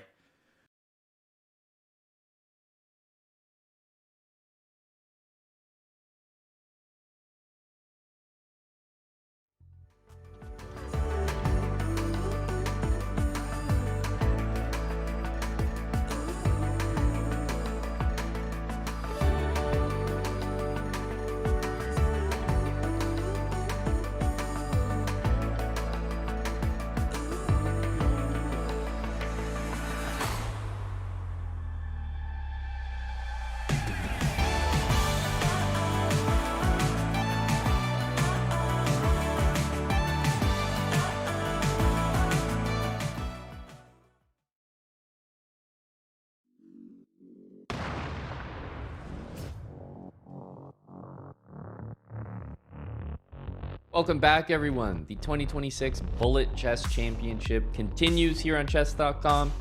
Eric, we just saw basically the first half of the action. We only saw 8 participants. There's 8 more ready and waiting to get into the action in this round of 16. So I think without further ado, let's take a look at those names, who the players are. And, you know, we have, I think looking at the players here, Bortnik, Erdomush, Tang, Blue Bomb, Lazovic against Minlay, Erigaisi and Paravian. Eric, thinking about maybe some names individually, but also the matchups here, which ones are you most excited about? Because you had a pretty good call and read on our first half. For this bracket, it's hard for me to even find a single one where I think it could be lopsided. Lazovic, he's a blitz and rapids, specialist, one of the best in the world.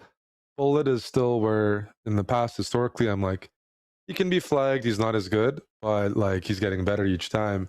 He's playing a veteran of this tournament and just Bullet Chess, in general. Mr. Wonderful Time, that's his online handle. I'm really excited for that one.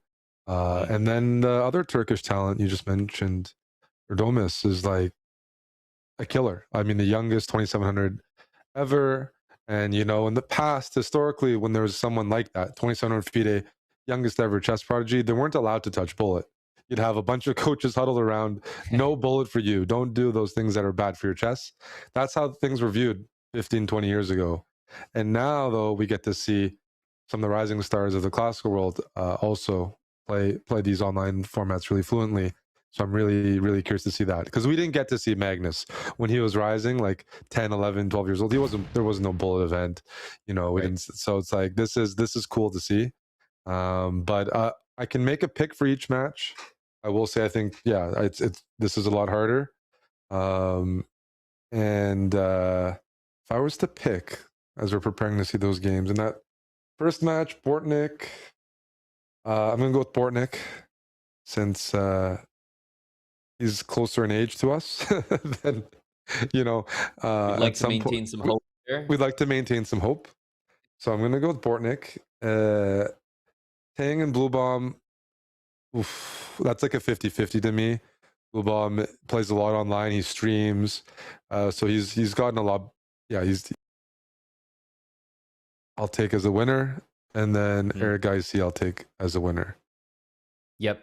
I feel for the Lazovic Minlay matchups, I am leaning Lazovic. Erigaisi, I feel I lean more towards him than Paravian. And I would probably pick Tang. It is a bit of a rematch from Hyperbullet. Both of those players competing there as well. I'd like to believe that Tang is still got it. I think he's really one of the absolute elite Bullet players on the site. A small cut above from the rest. But we're now into the matchups here. And I do think one of the most exciting matchups is that very first one, the Turkish prodigy, just seeing how he matches up against Bortnik, who made a very deep run in the Bullet Chess Championship last year. So Bortnik continues to be a huge force in this, but much like Yagiz Gorel, Yagiz is stepping onto the scene, and we're curious to see just how good he is. Yeah, I have limited exposure playing in Bullet Brawls against him, and kind of similar to Yagiz, really sharp, playing like attacking lines, beating you with like combinations. They love to play the aggressive style of chess. And sorry, Um, is this time accurate? I mean, Bortnik's it down I think 15 seconds. I think there was a glitch or something happened at the start that Bortnik started with, 15 seconds less. That's their game didn't pop up for me Okay, until well after the other ones. that Here, makes by the way, sense. yeah, And he's making a comeback on time. Like he is. he's because Bortnik is so fast, it just didn't make sense to me. Yeah, he's one of those consistent players. He's not always trying to find the best move, but he's very resourceful as a player and very just practical. That's some of the skills you need to like be consistent in this format. Yep. When it comes to like pure tactics and calculation, like he can compete with the best, but I think he'll find success throughout the match with a combination of those factors. Doesn't It was want so just a full weird on. how Yeah. long he took there because now he's leapt into pre-move mode and he's so good here. I mean, you'd almost think that he has a chance. And of course, not anymore. It's down too much time. But that was an unusual pause, and Yez is going to get the victory. But I'm curious to see the next couple games because Yeah. I think we've been told he wasn't at the computer when it actually started. So serious time deficit as a result, which means now we get to see things more on even stakes. By the way, speaking of the match, Blue Bomb and Tang, because Blue Bomb selected Tang, the first overall pick. Those are two players known to kind of play their openings and just repeat them over and over. Maybe Right. not the widest repertoire in speed chess. So it makes me think that Blue Bomb wanted to face Tang's openings, which might be the London system, for example, because that is what he plays, maybe predominantly against certain players. So I wouldn't be surprised to see a bit of a theoretical battle in that matchup. But here, yeah, let's see how Bortnik handles it. A game where he's actually at the board when it starts. I've made that mistake many times, especially Title Tuesday. You don't know when the game's starting and you pick the worst time to use the bathroom. Right. Okay, F6. I'm always Looking concerned good for about black. these. Exactly. I'm concerned about these positions where the pawns get to like G5, E5, Bishop B8. Yeah, it's hard to find a place for that bishop. Yeah, the knight on C3 doesn't join the game easily. It's the light squares that concern me. Queen check. The bishop's covering that diagonal, which helps. Yep. But here comes a potential sacrifice. Bishop F3. I think you can sack without calculating F3? at this point. Does knight F3 Knight work? F3. Might be the better That's- move. Impossible to Just stop mate Yeah, knight without takes losing. F3. Yep, there you go. Huge. Queen H1 or Queen G2. Yeah, I thought very nicely done in the first game where he's at the board from the beginning. Now a little bit of a flag there as yeah, signs of life from both sides here. You called this one as very, very difficult to predict, pretty much a 50-50. And this matchup here, while I'm not sure that, I do feel like Denis is perhaps a slight favorite. I think stylistically it's a 50-50. They're both so solid, love to, and both very, very good endgame players. So I wouldn't be surprised if that's sort of the type of positions that we get a lot in this matchup. Yeah, and if we think about it that way, Lazovic probably has a few more accolades just with that style performing in speed chess tournaments because he's beaten, the very best. Whereas Min does well with this style versus pretty much everyone, but he might be missing some of those like marquee results, like a match win against Hikaru type of thing on a consistent basis. But he's also got way more experience in the format than Denis, and that could end up being pretty significant here. Even those small things we talk about, like when to resign, when to play on, how to maximize the lead. This looks like it'll be a win for Min Lei. I don't suspect this is enough time for anything to be concerning. Rook F1 is now on the board. Yeah. I mean, Denis has wasted about as much time as possible, but it's still not going to be enough. And yeah, we're going to see a lot of endgames. it has to be said, not the most exciting style when it comes to bullet, and just they happen to be matched up against one another. So I wonder if that played into perhaps the selection, because Minlay picked Denis Lazovic second overall. He probably said, you know what, there's someone that plays, my style, my kind of chess. I know that it's up to me to beat my opponent in the positions, but I'm guaranteed to get some of those end games and positions that I do like. Yeah, Lazovic is the player, I think, in the field with the fewest games maybe in bullet. So there's definitely a Right. reason to pick him, even if he's a really scary speed chess opponent. Bullet is still a different animal. Some of those guys that always beat you in blitz, that everyone deals with, those tough opponents in bullet, they can be cracked because they just get flagged in good positions. It's a really big difference. There are some players that are good at bullet that aren't, or good at blitz and not good at bullet, and vice versa. Especially those 10-second players. Yeah, there's a few. But this field is all GMs here. So Yep. You'll notice White's probably going to try to refrain from playing with knight d5. Looks pretty good there. he set it up, I guess, this way. Nice bait. Yep, there you go. That should be a win. 2-2 there. This is 2-1 for Tang, but he's done an exchange here and up on time. Check. The funny check. Yeah, this is one of those positions where I wouldn't mind being down the material and up the time. 8 seconds is significant, and I don't see how that pawn goes forward. So you can sit here pretty comfortably, and I think Tang has done a really good job. He's actually just made himself. But so has Blue Bomb. Yeah. Oh my goodness. That came out of nowhere. 8 seconds to take all the pawns. He's not doing a good job right now. Okay, he should be able 5 to make seconds. the draw. Yep. Yeah. Let's see if he can win it. There's some chances. You need can to make a gain lot of 5 progress. seconds. You need to really throw off. Yeah, I don't think Every it's move gonna has to be a happen. pre-move. No. Yeah, very decent job, but not enough. As really good technique, but just not enough time. The one match we haven't taken a look at him on, I moved us to the Irgaisi Paravian match, and we both called that Arjun should be a favorite. And right now he's up 3.5 half. Yeah, this does not surprise me. I feel that Arjun, maybe I wouldn't give him the same nod that I give someone like Nihal, just speaking about the talented, Indian players when it comes to bullet.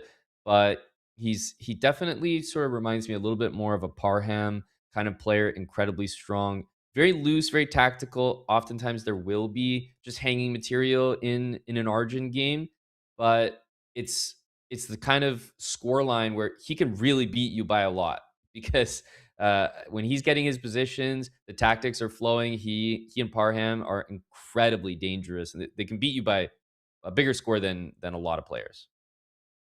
Yeah. I mean, even I guess this past week, Arjun, it wasn't bullet, but has that win against Magnus. So doesn't matter who he's playing. When he's feeling it, he attacks and beats everyone in the world. And that's, I'd say, one of the players in the field that just chess level wise, I mean, he's been close to 2,000 feet, has the capacity to just overpower the defenses and just the chess of some of the strong players in the field, that he could just simply outplay badly a lot of the players. Let's see it. He's got a lead on the clock here, but the material has absolutely disappeared as Paravian has flipped the script. Oh, this is a nightmare. Yep, You're has a down really a good pawn. chance though. He's got to trade Yep. them. I think he's going to manage. Ooh, I don't like e4.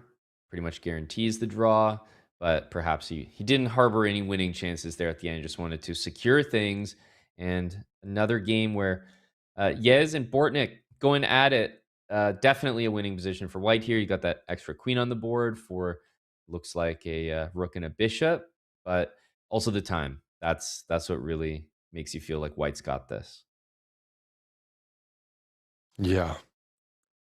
F3 is a nice move. The only way to lose this is you let all the pieces swarm you and take care of your back rank, which he's done. Bring the queen back in the game. Mm-hmm. And I don't see any tricks here. Bortnik is very, very tricky. But even here, like rook takes e5, there's queen d8. Yeah. Everything seems to be covered. And finding all the tricks here. Very nice. This is where, like, even though Hikaru's not playing in the event this year, there's still a mark because a lot of these young players had the opportunity with streaming and stuff to play Hikaru, who's like, you know, when it comes to bullet chess, you know, the king, he's got the most wins, played for so long. And that means you're accustomed to playing against that really resourceful, tricky style, which forces you to have to learn to convert much better.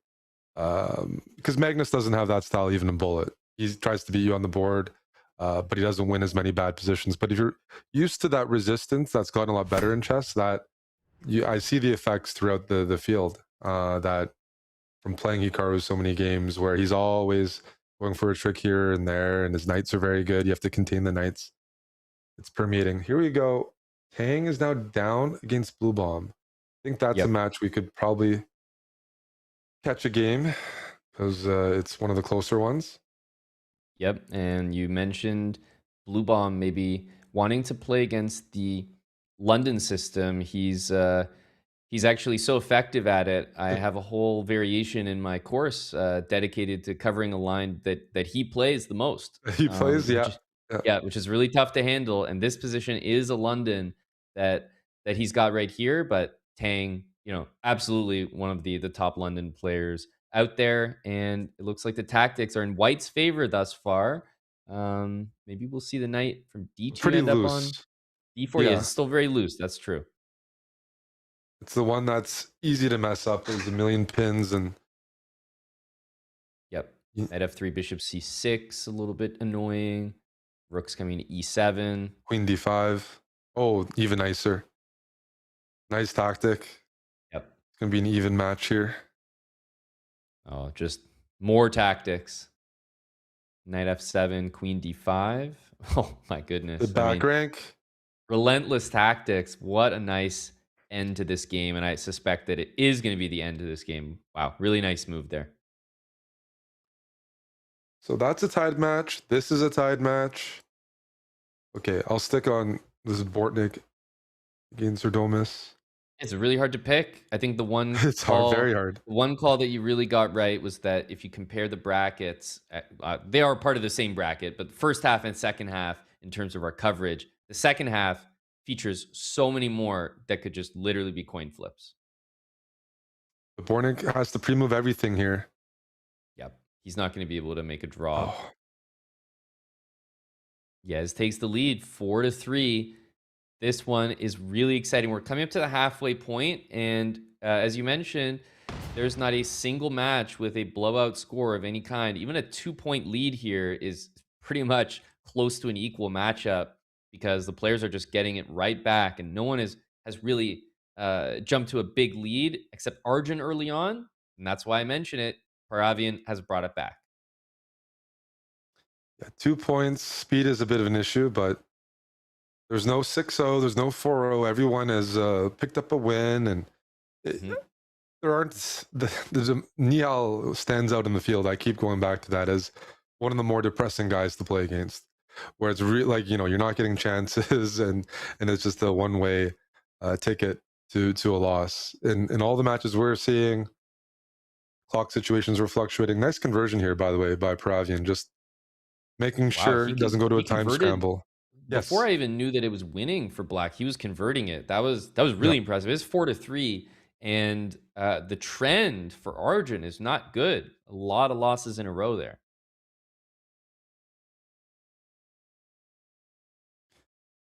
Was Paravian the last guy to qualify, or one of the last, maybe? Yeah, well, we know. 6. I guess we know that. I guess Yosef was one of the last qualifiers, but yeah, one of the last Paravian, and he selected Erigaisi as his opponent instead of, for example, Bortnik on the screen right here, who Yez ended up selecting, because now that I'm seeing it, Yez didn't want to select his countryman, Yagiz, which was the last guy available. So that makes sense.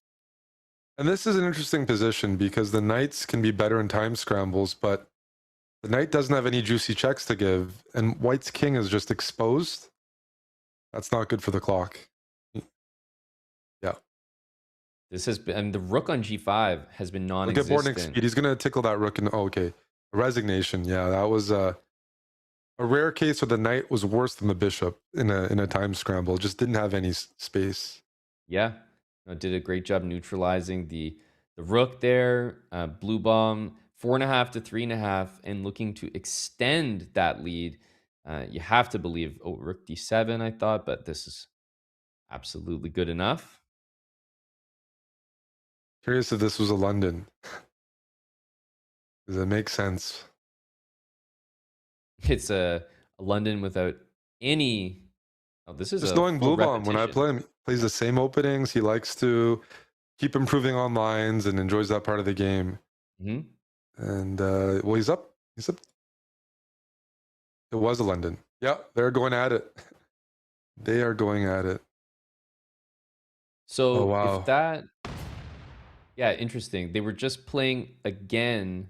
Were we on the same match when the London started, or did you go No, back to the beginning? I was of going that game? back to show it. Oh, Yeah. okay, okay. Because otherwise, I thought maybe he was playing the London, which would have been really funny.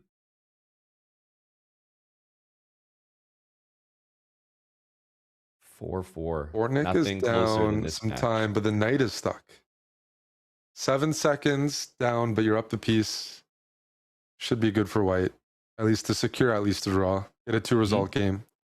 But yeah, so many close matches here.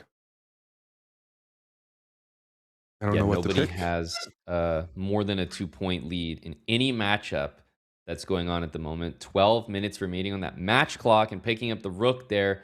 Bortnick 5-4. The lead has been changing hands nonstop in this and every matchup.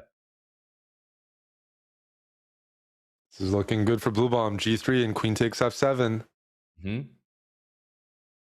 Yeah, watch You can out for bring Queen your F2. Yeah, Queen F2. Maybe, ooh, can't even play Knight G4 easily. Maybe you can, but Can you play King G1? yeah, that might be the correct I think move. King He's G1. struggling to G1. find it. Yeah, Time, King though, G1's hard to play. he might take the draw. He has Yep. to now. 11 and a half minutes left, so everyone still has time to make a comeback. I Mhm. see that, like, Lazovic's down by 2, Tang is down by 2, but yeah, everything else, razor thin. They too fast for me here? Yes, they are. As expected. Yeah, they're getting the same position though, but the one difference is there's a knight for white and a bishop on d7 for black that aren't on the board. I would say this is a bit of an achievement for Andrew compared to the last time we saw it, but maybe rook takes e6 and rook e7 instead. Look, even though you don't have a big advantage as white, I gotta say these kind of end games can be really annoying in bullets sometimes, where as black you just feel like you're slightly worse, maybe slightly down on time, everything's slightly, but No, I think unpleasant. this is, I agree with this example. This is one of the biggest tests for a bull player. Can you maintain the clock deficit? Can you suffer actively? If you play passively, you're in big trouble. But here, Tang's done the king march. He's in time to bring his king up. Yep. He's going to tuck his king behind the pawn. And it's, he won a game without risk, which is Exactly. perfect. He was never worse, and the London does get a win there. So down to 1 game. Oh, look at the speed, 3-3. Oh, he Oof. finds the checkmate. Wow. And Yez was shaking his head during that conversion. I almost thought at the beginning that he might have been on the wrong side of that. Speaking about the London, Bortnick, of course, co-authored with Dania, has a London course himself, more on the Jobava London, which is what we're seeing here. So a place that he's very comfortable with. Black is picking a risky line, which is perfect for bullet. You sack a piece, but you have these ideas of playing b5 at the right moment and crashing it on c3. I haven't seen it too often, but because Bortnick, as you mentioned, has the course, he plays it all the time. These players, they're familiar with each other. They play in bullet brawls. They sometimes play for fun. And there's a few players that play the same openings over and over. It's worth it with these prizes to book up or come up with something sharp. So yeah, rook c8. It's definitely asking to be played. Yep. Maybe Bishop f6 is D6. critical. Wow. Yep, f6, knight c5, and e5. Oh my goodness. What a variation here. Yeah, but unfortunately for Bornik, he's got 2 pieces in a rook for a queen, and those 2 pieces are looking very stable. It's so easy to play this position with white. I think it's not even just good comp, it's completely Yep. winning. Yeah, you could maybe even like remove a piece from white's position and it would still be incredibly strong.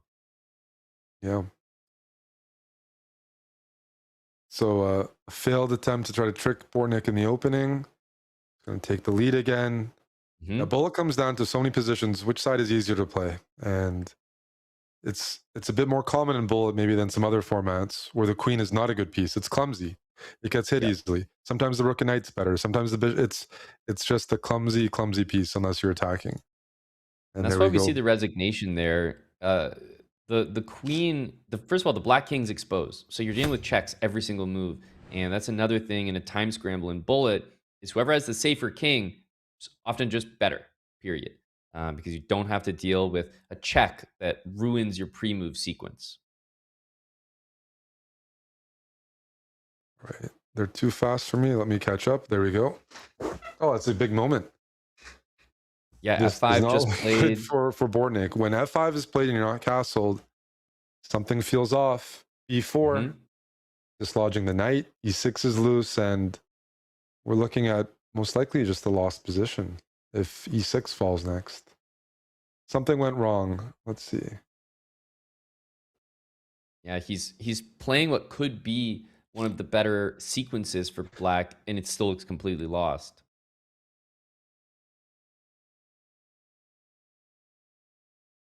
And castling is important. Maybe queen G4 right now. Mhm. Maybe then bishop takes B4. Queen G4 is critical. You'd rather not trade your knight unless you can weaken the position. Okay. It's definitely an achievement for Yeah. Bornik here. Queen A7. Ooh, What a weird find. move. That's it. Bornik wins a lost position. That's a big swing in the match. He's up by 2 and there's only 6.5 minutes left. He's got a big smile there. Yeah. Yeah, he knows he got away with one, but that's massive for the momentum as every single match continues to be neck and neck. This one is 7 points for Blue Bomb, 6 for Tang, who's actually, I think, kind of Winning, though. performing a bit better Yeah. with Black Yes. outside of the London, where Blue Bomb is so well prepared. That's an even match. That's a huge win with Black. So that's even. Lazovic is down by 1, so we can maybe watch this game to see if he ties it up. It might be pretty stressful for us to figure out when we're down to a couple minutes which match to focus on. Although Min pushing that pawn to h3, it's just so effective in bullet, introduces a lot of mating nets and makes it hard for the defending side to find the accurate moves. They always have to watch out for back rank. And you see Min up by 2 right now, right? Yep. 7 to 5. So this is potentially, it's a match that if it goes in favor of Min Lei, which it looks like it is, you start to get into the math of comebacks being really difficult to make happen. So this looks like a huge problem. Down 10 seconds, completely lost, Eric. There's no coming back here. Yeah, no, I think it seems pretty deserving as well. We watched this match; they have similar styles, but Min wasn't tricking Denis. Just Okay, he's so he just hung a been in piece, this format which is every so year. funny. Right when we're here, he completely hung a piece, knight f3. The massive, massive blunder, I'll have to like stop game talking. losing. It could be, yeah. Oh, that's crazy. Oh my god, he's gonna. I That's just jinxed insane. it. Oh man, my bad. Yeah, Min Just to actually beat Denis, really. you have to be consistent. He's one of those Yep. guys that forces you to play the whole game pretty well. Bortnik up by 1. That means Yagiz won He the made a last comeback. game. Yeah, Yep. he did. And Tang here. Wow, these games are just All so over the sharp. place. Incredible. White is down a few seconds, up material. Ooh. A decision has to be made soon. Yep. He's going for the speed though. Oh, Very he's smart. got the piece. Yeah, he's got this. Take that knight, and there you go. Tang's up by 1. Arjun is up by 2 here. So this feels like Considering- must-win territory. Yeah, considering the start, Paravian, I think, has done a great job just keeping it competitive, not like tilting after one of the worst starts in this group here. And he's very competitive, especially because Arjun, he has a style where he continues to attack you even though he's got a match lead. That's just how he plays. So we can see here Paravian, he's under attack, but there's so many pieces loose. He can win this game and make a comeback very easily. He can, except, yeah, like he just found the right line where Arjun, even though he's up a couple games, he still wants to play in his style, which is checkmate, checkmate. And here, Paravian, who is a very solid player, he plays the Petrov in Bullet. That's how solid, I'm describing it as. Like that, not everyone does that. Well, that's right. This is paid off nicely. Pieces are being traded off. Building that pin.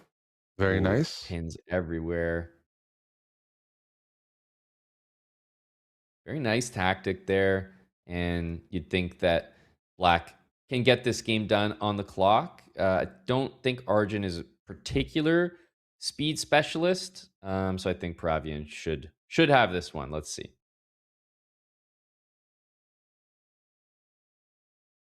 He's slowing down a little bit more than he should.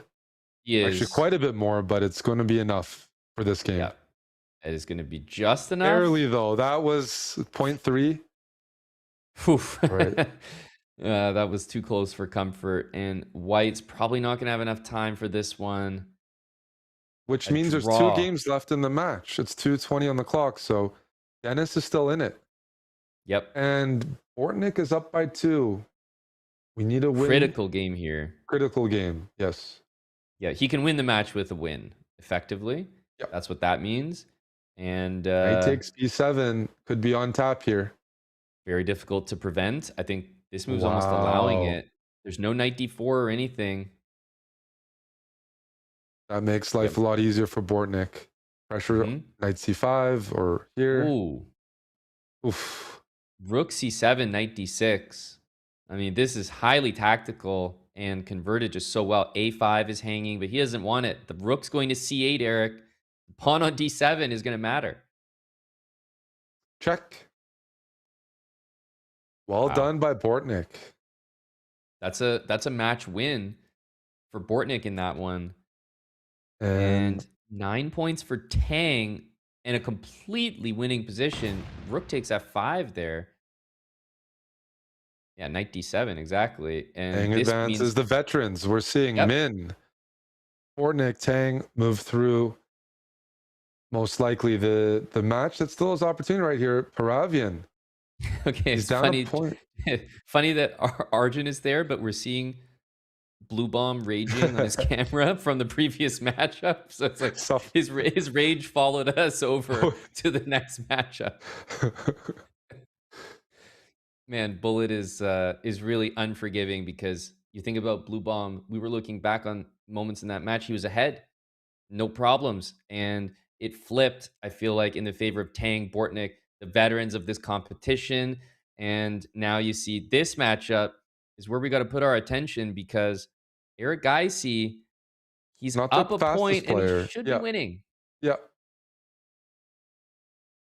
Start that next game, though. Both players aren't that comfortable with the pre-moving aspect. No, definitely not. This is a bit clumsy. This is it should be a win, but I don't know if it's a guarantee. I think he's got it here. Yeah. 5 seconds, though. There's time for one more game. I don't know that there is. How are they going to rule that? They started it. They started it, Mon. Here we go. Are they off? Yeah. That's going to be a close call because, that rematch, I think it might have just got in, which is very exciting because Paravian obviously in a must-win position. And Lazovic, by the way, if he wins, we have a tiebreak. So a lot of games. I mean, there's we were 2 talking games about left. There's no lead bigger than 2 for the majority of this 30-minute period, which means now we're seeing these 2-point leads. It's enough to win the match, but you have to hold it just one more game. And this is one of the tricky positions. You're up a piece, but this pawn, the pawns on the queen side are coming, and the knight. Oh, that's king d7. Good check though. Bishop e5. Yeah, that's a big pickup. Min is really good at converting. These are two technical players in this event. And we're seeing it right now. No Knight fear. D3. Slowly but Yep. surely trading everything. Lazovic has to transition to flagging mode. Fortunately, he doesn't do that very often. He wins on the board. Yep. King E6. Yeah, watch out for rook A1. That's the only thing. You know, it's clearly an annoying move with checkmate on G1, but He's up it on seems time, that- Lazovic. Yep. F4. Oh, check. Oh, This is what annoying. a You draw. don't repeat. Yep. But you can So- use that to make. Oh, Lazovic needs to be way faster. Oh, Oh, rook no. E3, and that's going to be it because even a draw doesn't help him. Even if he achieves it, it's irrelevant. Yeah, it is a draw by stalemate, but that's a 2-point margin. That's all that Min Lei needed. A great result there for Min. I thought Denis would pull it out with his maybe experience at those high levels, but more of a style matchup, and Min Lei showing extreme comfort in dealing with those end games and dealing with Denis as an opponent. So kind of pays off for Min Lei, who selected Denis Lazovic as his opponent. And we can see the results there. Moving on in the competition, Bortnick moving on with the win over Yagiz, 10-6, 11-7 for Andrew Tang. So dominant performances, I think, in those final 6 minutes for the veterans. And Min Lei we just saw against Denis Lazovic. Meanwhile, Eric, we are going to necessary tie breaks as David Paravian won that game that we saw just get underway. I'm talking seconds on the match clock, and that means we have an additional 1-0 games, which will go until either player gets a 2-point lead or until 10 games are played, whichever comes first. So a reminder, because of the lead right now for Arjun, if Arjun wins game number 1, it's over. That's a 2-point lead. However, if there's no 2-point lead for all 10 games, but there's a leader at the end, even if it's a lead by just 1 point, after those 10 games, that's still a match victory. And if things are still tied at the end of all of the 10 games, then we just go into sudden death. Next decisive result wins. So Eric, we have, tie breaks, I think, in both halves of this round of 16. I think it's impressive considering how the match started. I thought Arjun was really just running away with it. Getting that match started with just seconds on the match clock. So impressive. And then to actually win it. So if Paravian makes this comeback, it will be one of the more impressive results that I think I've seen in the competition thus far.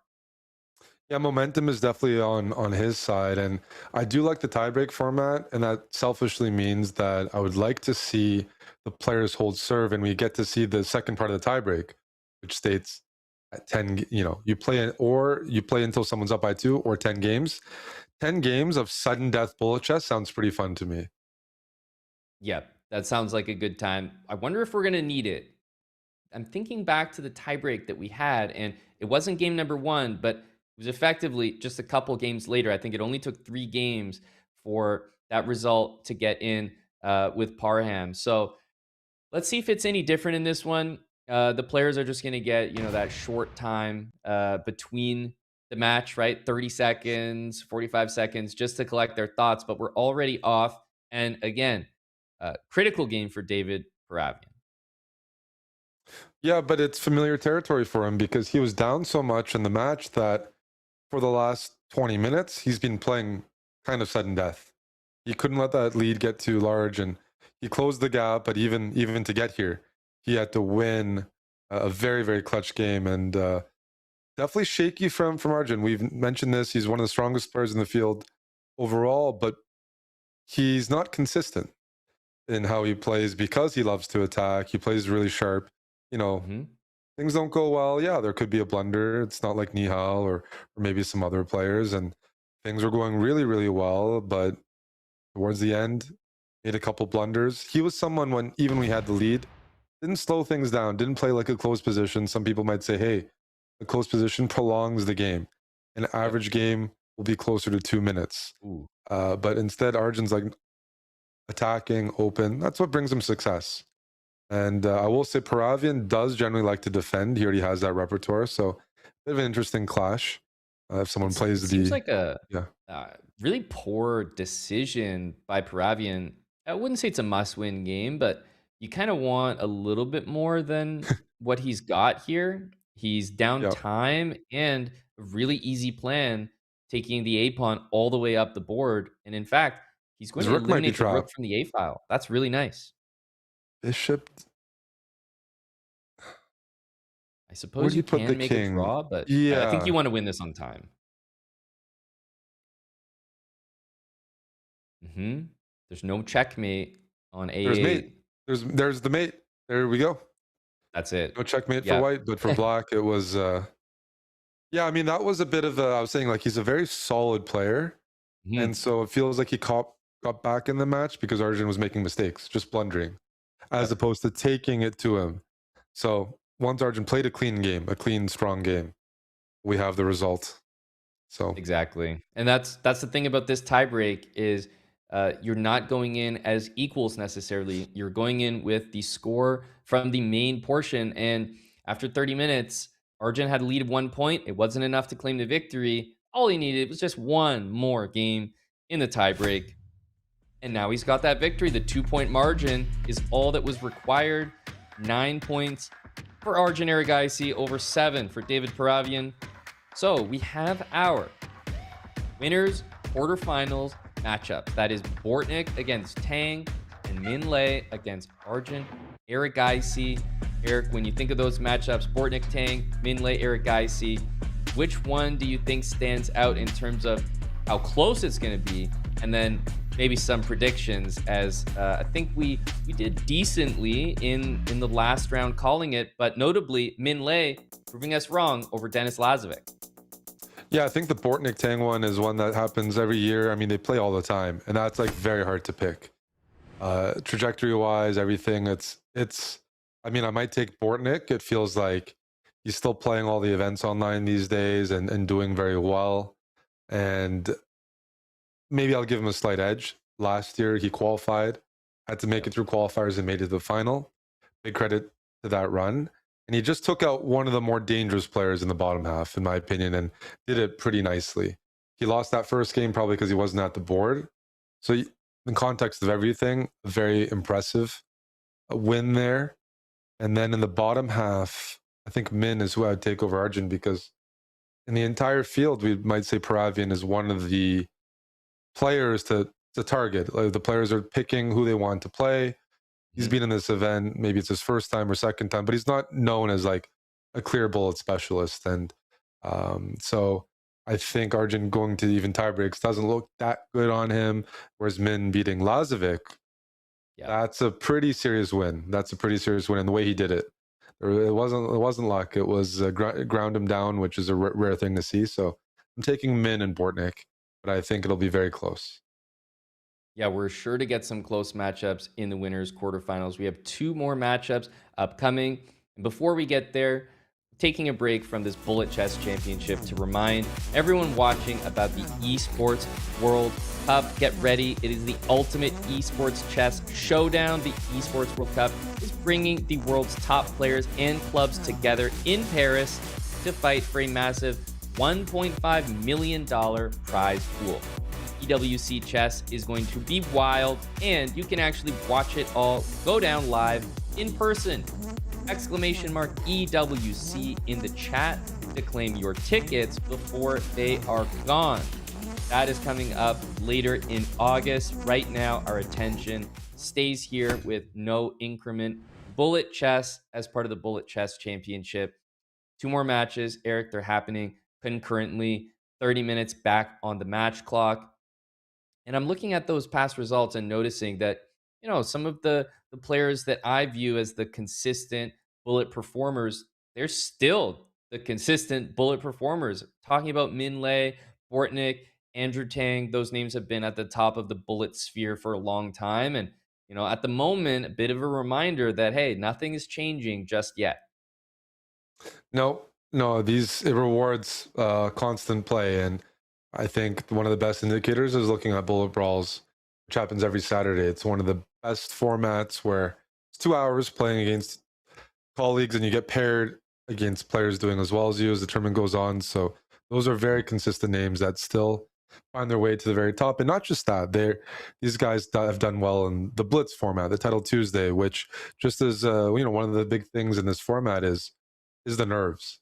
And so when you have all that experience, and also that experience playing one-on-one matches, which is a bit different than bullet brawls, one-on-one elimination, that's when you get the most adrenaline, maybe an adrenaline dump or maybe a high from it. But that might be something that some of these players that are newer to this format struggle with. That elimination bullet format is much different than bullet brawls, which is arena style. You have to beat a wide range of opponents and beat them quickly. This one, it's like you play an opponent and you have to make adjustments within 30 minutes. It's a 30-minute match. Sometimes you don't even have time to do it.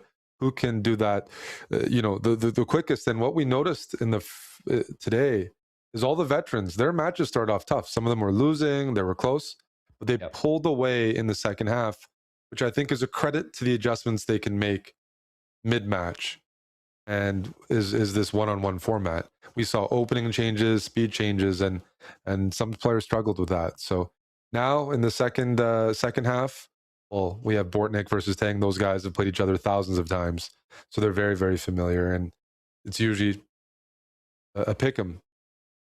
Yep. Both play the London I system. expect that. Yeah, that's probably a guarantee, and obviously both players could be bringing out different versions of the London in this matchup. Pretty tough imbalance here to really get a read on the pass pawn in the middle. Normally, I'd favor the pawns here for white, connected pass pawns, but it's difficult to set them in motion as black. Wow. Black decides Andrew to play, wants to play on. but by moving the king, usually connected pawns are better than split. The knight's tricky. Check. Knight F1. F1 is there, but the pawns are so dangerous. Even winning the bishop doesn't convince you that you're okay. Bortnik's going to flag here. Oh my goodness. Oh, that was enough to maybe secure the draw. Oh no. He almost got the pre-move in. He predicted one pre-move, but not the second. Still pulled out the draw. That's incredible. That was too fast for me. I'm going to need to recap. Yeah, I think the most impressive thing was just not making a mistake and allowing one of those moves to pick off your rook, because then someone as fast as Bortnik, he'll actually just win that. There's no doubt about it. Ooh, this looks scary. I don't like this position at all for black. The one benefit you have, though, is you, in a bullet game, can always reroute those knights. Like, the position is so locked, you have time to bring every piece into the action. Long term, and thinking about this position overall, I don't like it for black because b3, b4, your knight will get kicked. But I think in a bullet format, this is probably okay. Knight b5. Don't trade that knight on a4. Maybe king b3. Yeah, Tang's playing this really well. Okay, but there's no progress Queen on h7 almost works. Maybe it does. Queen h7 is a crazy move, but it was looking promising. I think Tang's going to try to target d6 right now. It's whether c4 is loose or not. Queen c2. Oh, wow. Queen a4, queen b4. What a tactic. Oh, this switches everything around. King e7, queen b7. Yeah.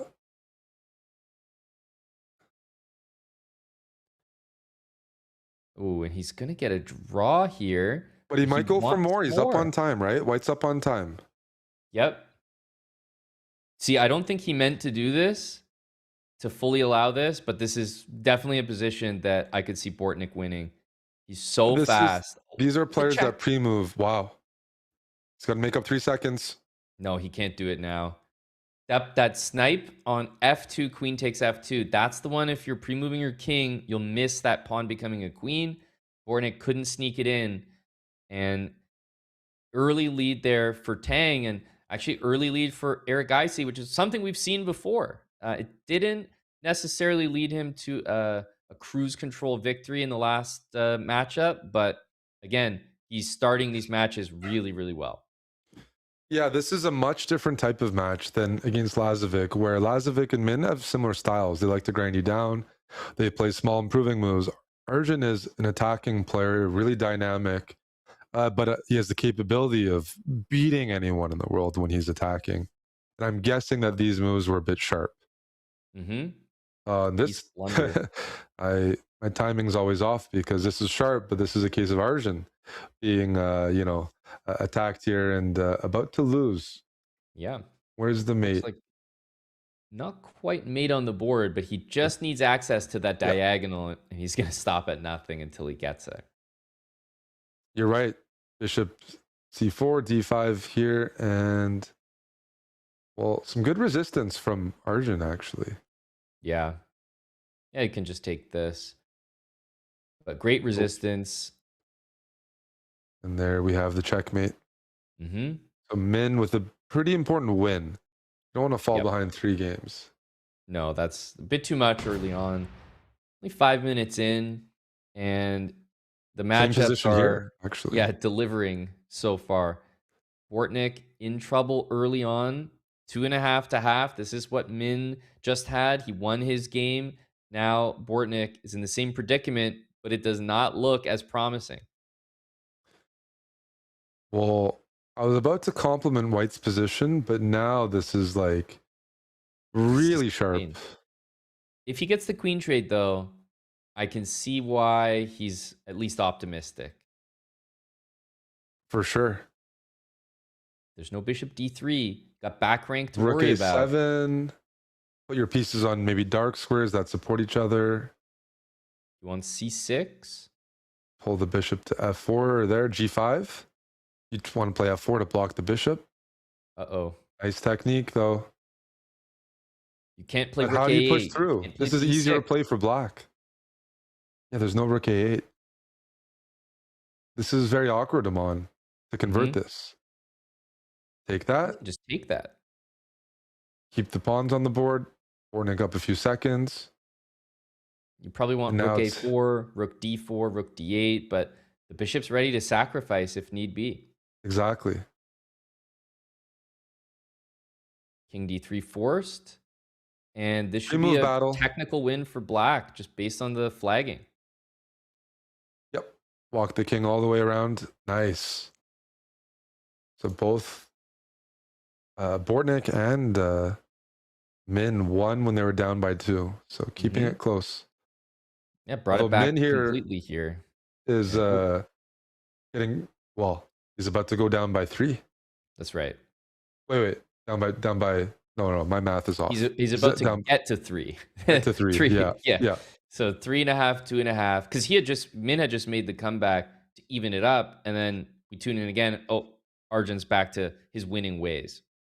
And we saw the type of position when we got there was sharp. Like black was almost queening. So definitely in a lot of these games that we've missed, Arjun is trying to attack, not let Min. Min likes to build up positions, strategic player, and feels like there's some open tactics a bit earlier here. So let's stay on this E8's one. It's a very surprising move.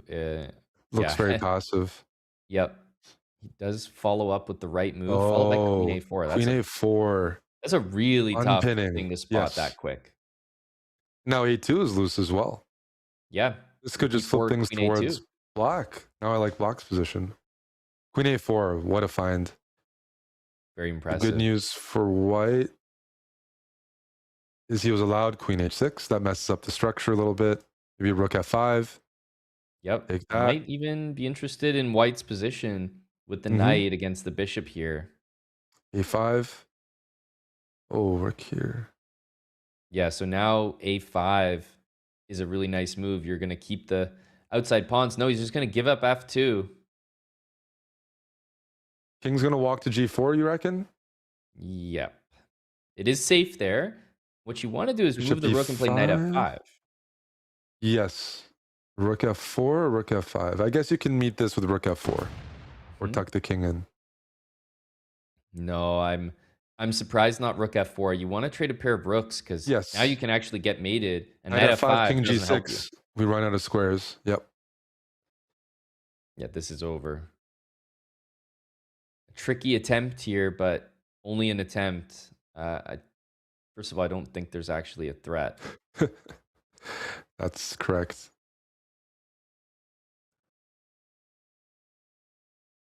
Very Min nice. now taking the lead, and in this match, Tang is up 3-1, so up 2, and he's up a piece here with looks like no compensation. None. I guess Only idea, just eliminating pawns. Yeah. But the thing is, in Bullet, eliminating that last pawn is not as detrimental as in, classical chess, Yeah. because you're still flagging, you're still up on time, you still have the extra piece. So this is definitely not This really should be a problem. winning. Should be winning. Yeah, you notice how he's not even trying to win the h6 pawn. Like, he might take it later, but that's not really the goal here. Rook g7, big find. The king's going to be put in an awkward spot here. And he has so Look at many that. ways. Wow, nicely done. All by force as well. Tang up by 3. And the impression I'm getting is Bortnik is getting some bad positions early on. Like, it's pretty consistent that he's down material or doing poorly with black from when we've seen. What's happening here? This game's over. This is a All right. resignation, I think, right? Yep. Yep. On to the next one, which means Arjun has just taken the lead back. Coming up to the halfway point, and it seems pretty clear that this match to me feels very, very close. Even how the styles are matching up, I'm seeing it very, very competitive. Even Min Lei, it's actually quite competitive tactically as well. There's nothing to say that so far Arjun just gets an aggressive position and blows Min Lei, out of the water. This is a nice position. Yeah. You just have long-term pressure on e7, and Arjun's the kind of guy, he's trying to find these forceful moves. It's like, if we trade queens, I'm going to plant something on a7. And active defense is usually recommended, but again, this should only favor white. This is usually, you see Min on the other side of this. Look at that. He wants to play b7. He found Bishop the idea. a7. He's just going concretely. What? Whoa. Ooh. Bishop a7 was there, but he really panicked about. Yeah, he did panic. I'm quite confused by it. Yeah, that was because now black is a pretty heavy favorite here, and I will also say, even if the rooks trade, I could definitely see Min potentially winning bishop versus. Yeah, he's going to trade the rooks. Let's see. He's down. He's down time. So how does he win this? Yeah. If you trade rooks, white can pre-move forever. I thought Min was going to win configuration. That. Yeah. Very nicely done by another Arjun. example. Huge Bortnik blunder. not surviving the opening against Tang. I think this is a common factor. Every time we come here, is like something's gone wrong. Yep. Yeah, that's now 6.5 to 1.5. Approaching the halfway mark, I will say Bortnik versus Tang, these matchups, they can absolutely feature some of the most like lopsided sequences. 5-6 wins, 5-6 wins the other way. But we're going to need to see one going the other direction, because now we're at the halfway point. Bortnik has to make up a 5-game deficit. And in this competition, I don't think we've seen early deficits like this really get recovered. And he's tilting a bit, or based on the speed and some of the losses, you're down by 1 or 2, you're still in it. But those games when he was down by 1 or 2 ended pretty quickly. They were not, let's say, high quality games. I'm sure he would be the first to admit. And things can snowball. In some of the players, Bortnik, he's shown he can come back. Tang is a veteran of the format where it's not easy to just win 3-4 games against them. Even here, it's like, I wonder if the bishop knight pair, f2 yeah. Well, he wonders that as well, and the answer is queen takes d1. Yeah, I was a little confused there for a moment. Well, Yeah, that's a gift. I Because thought the Tang exact doesn't same always thing. convert like that. You know, he didn't need to, and he thought it was a back rank. He thought, you know, Bortnik's been blundering. This Mhm. is probably another example, and here we go. Trades everything off, and still somewhat in there. Yep. You just play Bigger C6. and- surprise is right here. Arjun, can he convert? Up 3 pawns. These are those games if you don't win, you get tilted. And it And here is comes possible, Min. by the way. Min's king is coming in for the H2 pawn. This is a veteran move, but his king is stuck. He could get some stalemate ideas, but with stalemate comes Don't push checkmate. H2. Don't push H2 ever. Yes. He's going to use the F pawn push to free the G pawn Nice technique. and mate That's on G1. really very nice by Arjun. Very classy. Taking a 1 Goes- point lead, 15 minutes remaining approximately, and things getting marginally better for Bortnik. You know, significantly better, you could actually say. He only had a 1.5. Now at 2.5, every win means a lot for this comeback. It does. It looked like a tough opening once again, but tactically, he has the solution because it was looking like the bishops were cleaning up. Bishop G5, check. Yeah, the knights are, everything's guarded here. The bishops can be dangerous, but in bullet, I find even if you end up winning a pawn back, somehow it's okay as well for the knights. Like knight against bishop is a nice endgame to play for a flag. F5 is a classy move. Might be a bad move after H5, but I would have played it to shut down the bishop. Watch out. Pawns on G6. Rook here, Okay. setting up bishop E6. Oh Rook no. D6. And then Rook bishop D6. Rook C5. takes. Rook's. Yeah. Rook takes G6 though. You're. Oof. At least you are live here, but disappointment for Bortnik, who's also down 10 seconds. Take on E3 and just, you know, do your best against the bishops. He's just But gonna no get flagged time. here. Yep. Yeah. Wow. Another Down by one for Tang. 5 with 13 minutes to go. So he's already at a point where he needs to win. Yeah. Yeah, at least you can think of all of these scores as, you know, subtract 2 from everything, because as long as you start that last game, you have a chance. So he probably still has about 5 more minutes where he can make a push, but after that, it's concerning.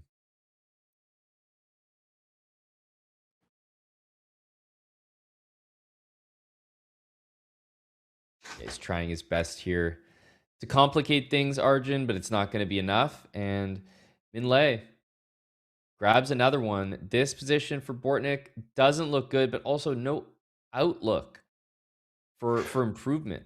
Well, It's this just has like a been a clamp. theme in the match. Really bad positions. He's just letting Tang hunt him down here by putting the pieces, grabbing the space. I mean, the knight on H2, it can go to F1 eventually, but you're probably getting mated. This is Yeah. definitely lost. Yeah, the problem is if you play like Queen E1, Knight F1, like might get sacked on H3 or F3. Rook C4, okay. Mm-hmm. Bortnik is pretty tricky, so let's see what kind of counterplay he comes up with. Ooh, Rook B2. Activating I like the pieces. Yeah. Yeah, E2 is like there's a mate reminder that it's a reminder that you're dead lost on the other side. You almost forget that how bad the king side is until E2, Queen F2 shows up, and yep, that's mate on G2.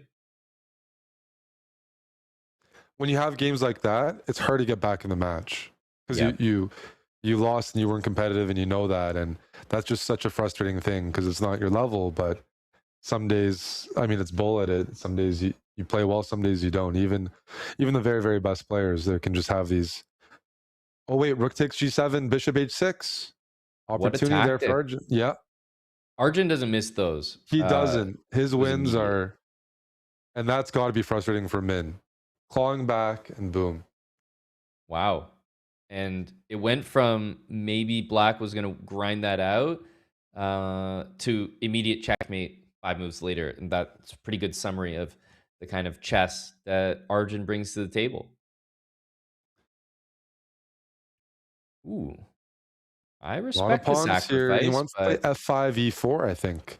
yep. Shut down and maybe king f7 on a good day. Concerned about king rook f8. f4.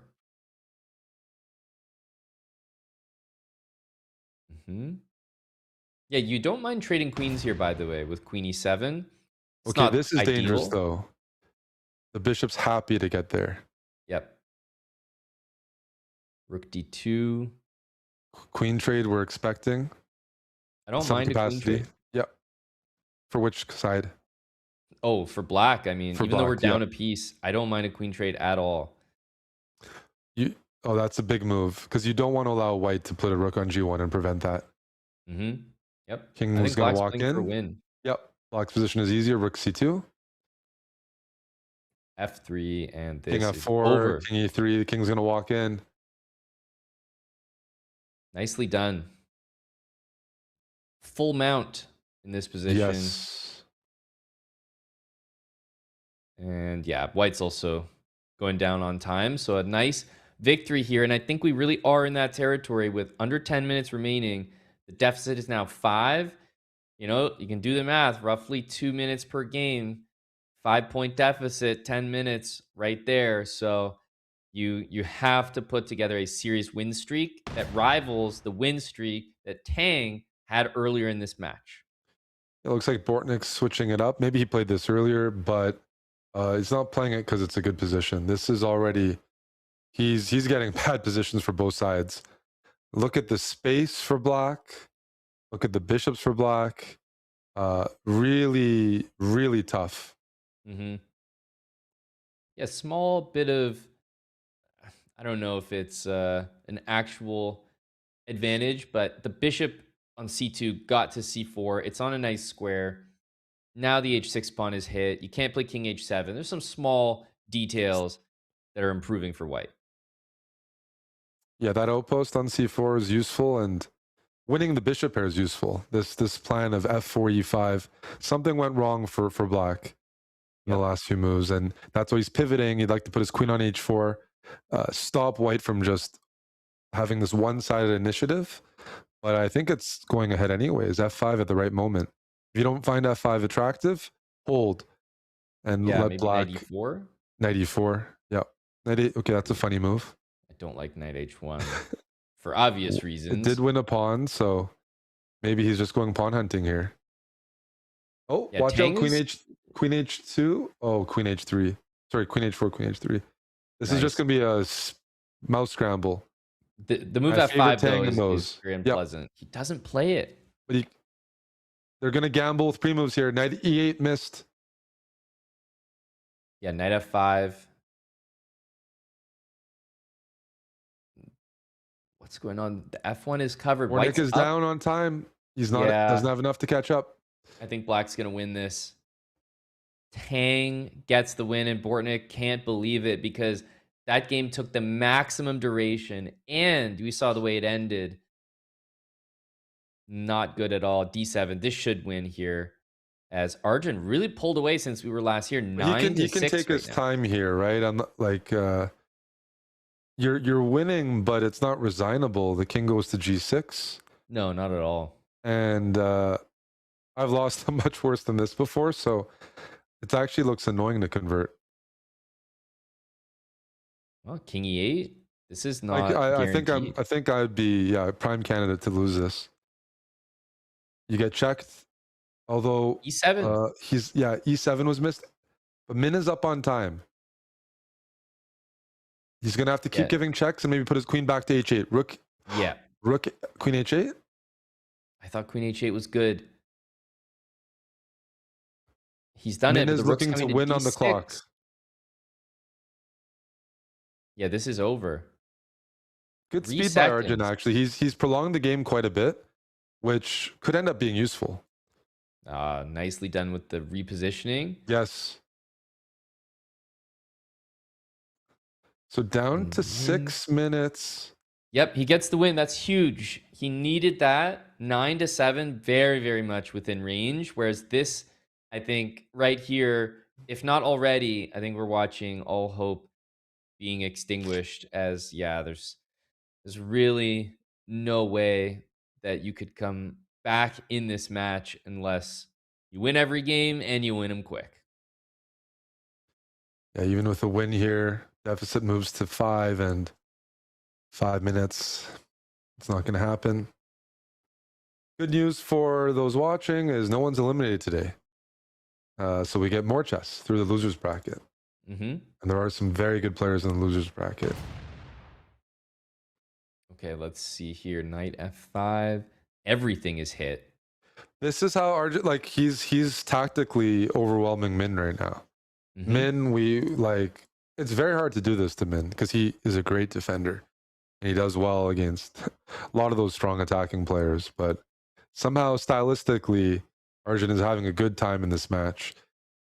You'd love to play bishop f6 at the right moment and stack something on the dark squares. You got This feels good for Bortnik. Queen f6 wins material. Yeah, wins material, but I guess he wants more. Yeah, it's actually, I don't even like it. I don't like it. Yeah. I'm not happy at all. You play well, your opponent plays the only move, and they get a good position when it wasn't planned. It was just like the only move. Knight takes e6. Is that tactical? Knight e6 here. Yes, no. Wow, that could work. Maybe not. I like it. There might be like rook c1, or I don't know. My head hurts there. Yep. Too many tactics. Queen f4. Queen g7. Bortnik is down on time because the position is harder to play. The rooks are clumsy. And there's a piece hanging. Yeah. Okay, so we're going to call this match. We're going to go to Min's game. I think Min is down by 3. Down by 4. He just resigned again. So now we're looking at the last hope, I think, for Min. Because 2 games, roughly 4 minutes. There's roughly 4 minutes on the match clock. You need to win twice and start the next game. He might have just enough time if everything goes perfectly, but Arjun has been impressive thus far, dismantling the style that Min has. He has been, although this position looks like one he'd have as black. Min has all the opportunity with the 2 bishops. That knight on d5 might reposition towards the king side. Ooh, nice tactic there. Yeah. And, it doesn't feel like the biggest advantage, but the reality is you can't develop any of these pieces. Take a2? No, he leaves it there. He's going for something fancy. Rook c1 in time. Yeah. It's just not the biggest advantage. It's a bit concerning. Is your knight just trapped here? Not anymore. Yeah, but there it goes. This is a long game, and that just... No, but this conversion has been really suspect. For which player? For the Arjun? Conversion for black, I thought. Okay, yeah. Yeah, now he's got it with it. What, king h4, h6, either one? Yeah.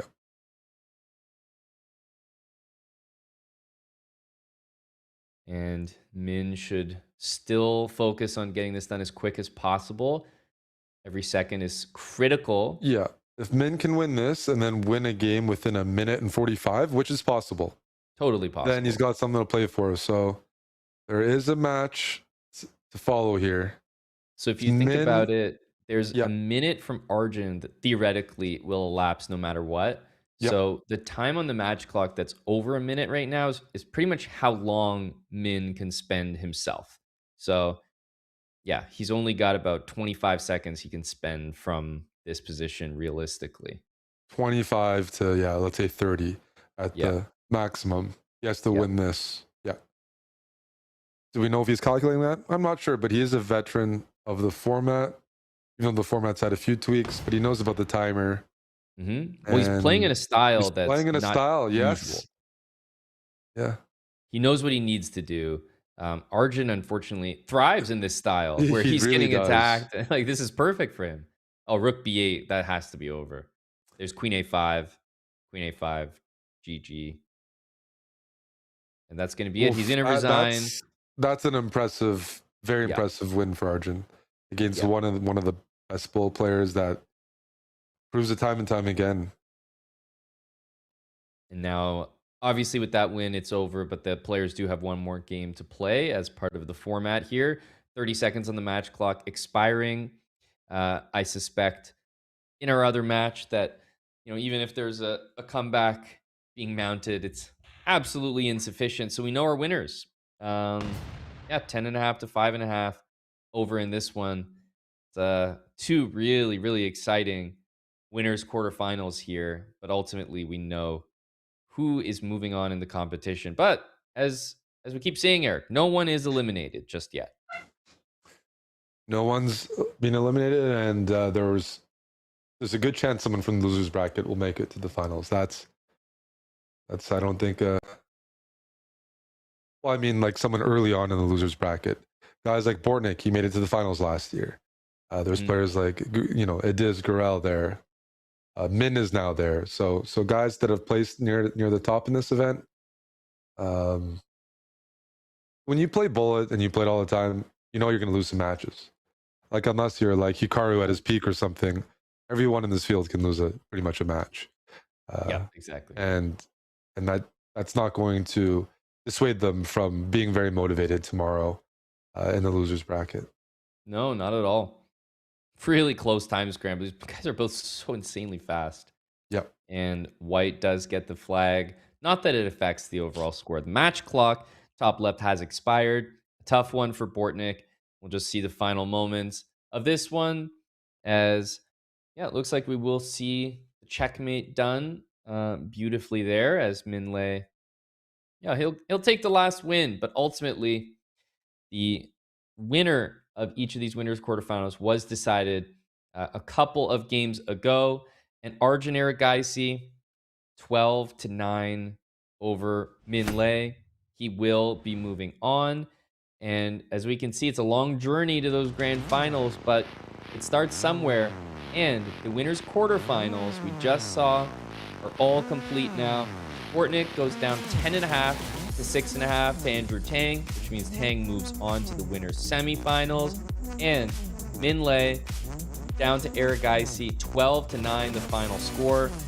The win by 2 was exceeded by both Tang and Erigaisi, and now they match up in the winners semifinals. So kind of set with our winners semifinals there. Perugia against Sarin, as well as Tang versus Erigaisi. And Eric, you already mentioned the losers bracket is absolutely packed with talent. Look at those round one matchups, Eric. Any of those catch your eye? We have Hao Wenju against Yosef, Sam Sevian, Chris Yu, Erdomish against Blue Bomb, Lazovic, Paravian. Sam Sevian, Christopher Yu, two American players. Blue Bomb versus Erdogmus. I mean, Blue Bomb gave Andrew Tang some trouble, especially the first half of the match. So that one could be pretty good. I think a fun one will be the first one, just Yosef Taher and Hawen, two of the lower rated or least experienced players in this specific tournament, but usually you're extra motivated to make your mark.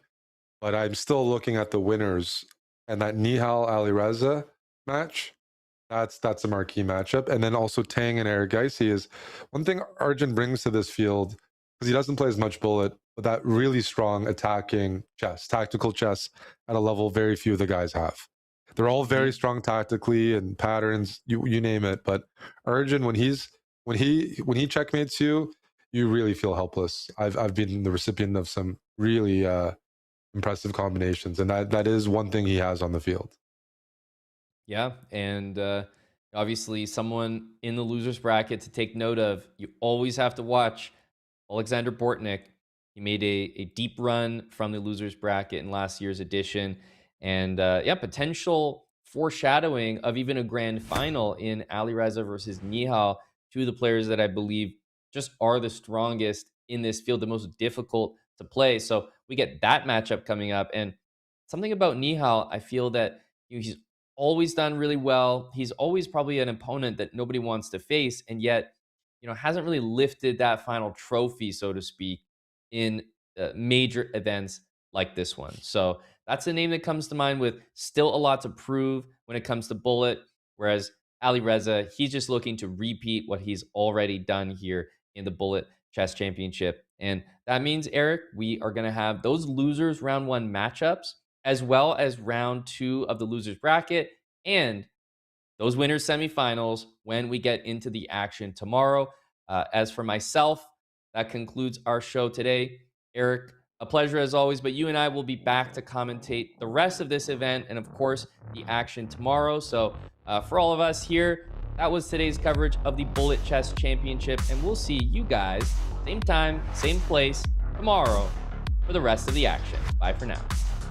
Bye for now, and go Canada. World Cup today. Yeah, I think the most important skill in Bullet is definitely speed. Pre-moving correctly. You know, a lot of times people just randomly pre-move and then they hang pieces, pawns, everything. So you need to be fast and also accurate, not blunder things. And I mean, especially when you're under 10 seconds. I mean, I think people watching think you're just making random moves, but in reality, you're trying to make moves that are good. Obviously not the best move in the position, but good enough to, you know, be able to flag your opponent.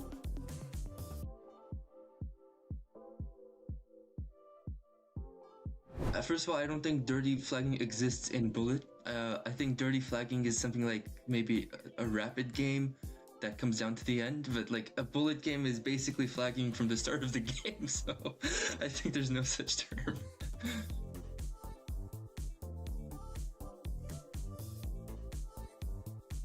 So 2 years ago, I was the only one who beat him in a match, and then he got me in the semi-final, but it was like a very close match. We went to overtime, so I'm usually feeling very comfortable playing against him. But yeah, I mean, it really depends on what your form is like going into these Bullet events. You have to be playing a lot of Bullet, your instincts have to be good, your tactics have to be good. Alireza is obviously probably the best Bullet player in the world now. Last year's tournament was just really dominant, so I mean, really the goal is to keep it close and then hope he tilts. Because everyone can tilt in Bullet.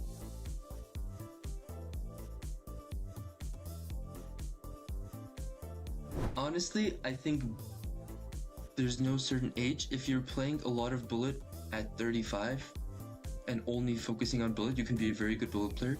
Like your reaction time probably gets worse in your 40s, but I say before that you can be an excellent Bullet player. I mean, as we see with Hikaru.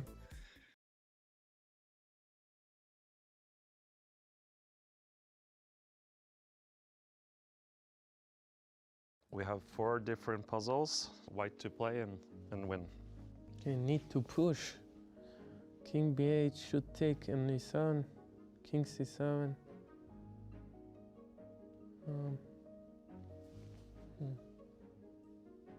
No, I should go check. Bishop f4 and king g6.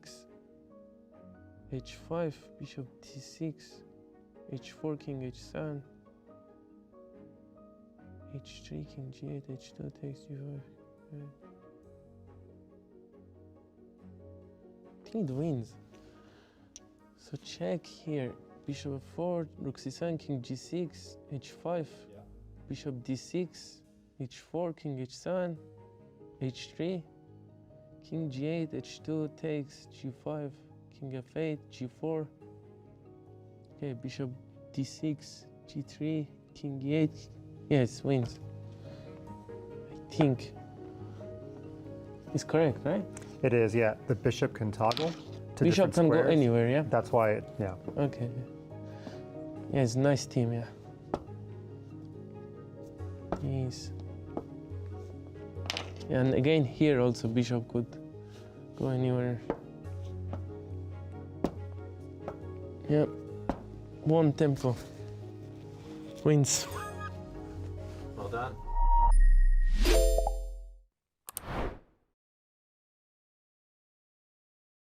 The fastest, easiest way to improve your chess is now the most fun way to improve your chess.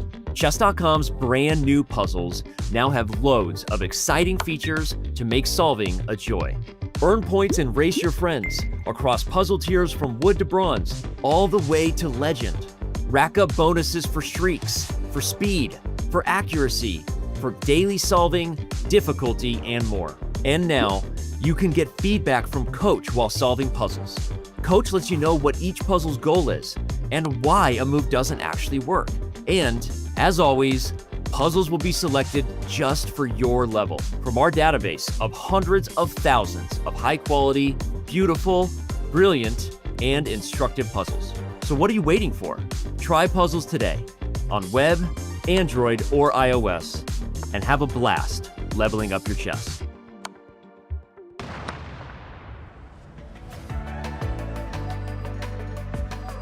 The fastest, easiest way to improve your chess is now the most fun way to improve your chess.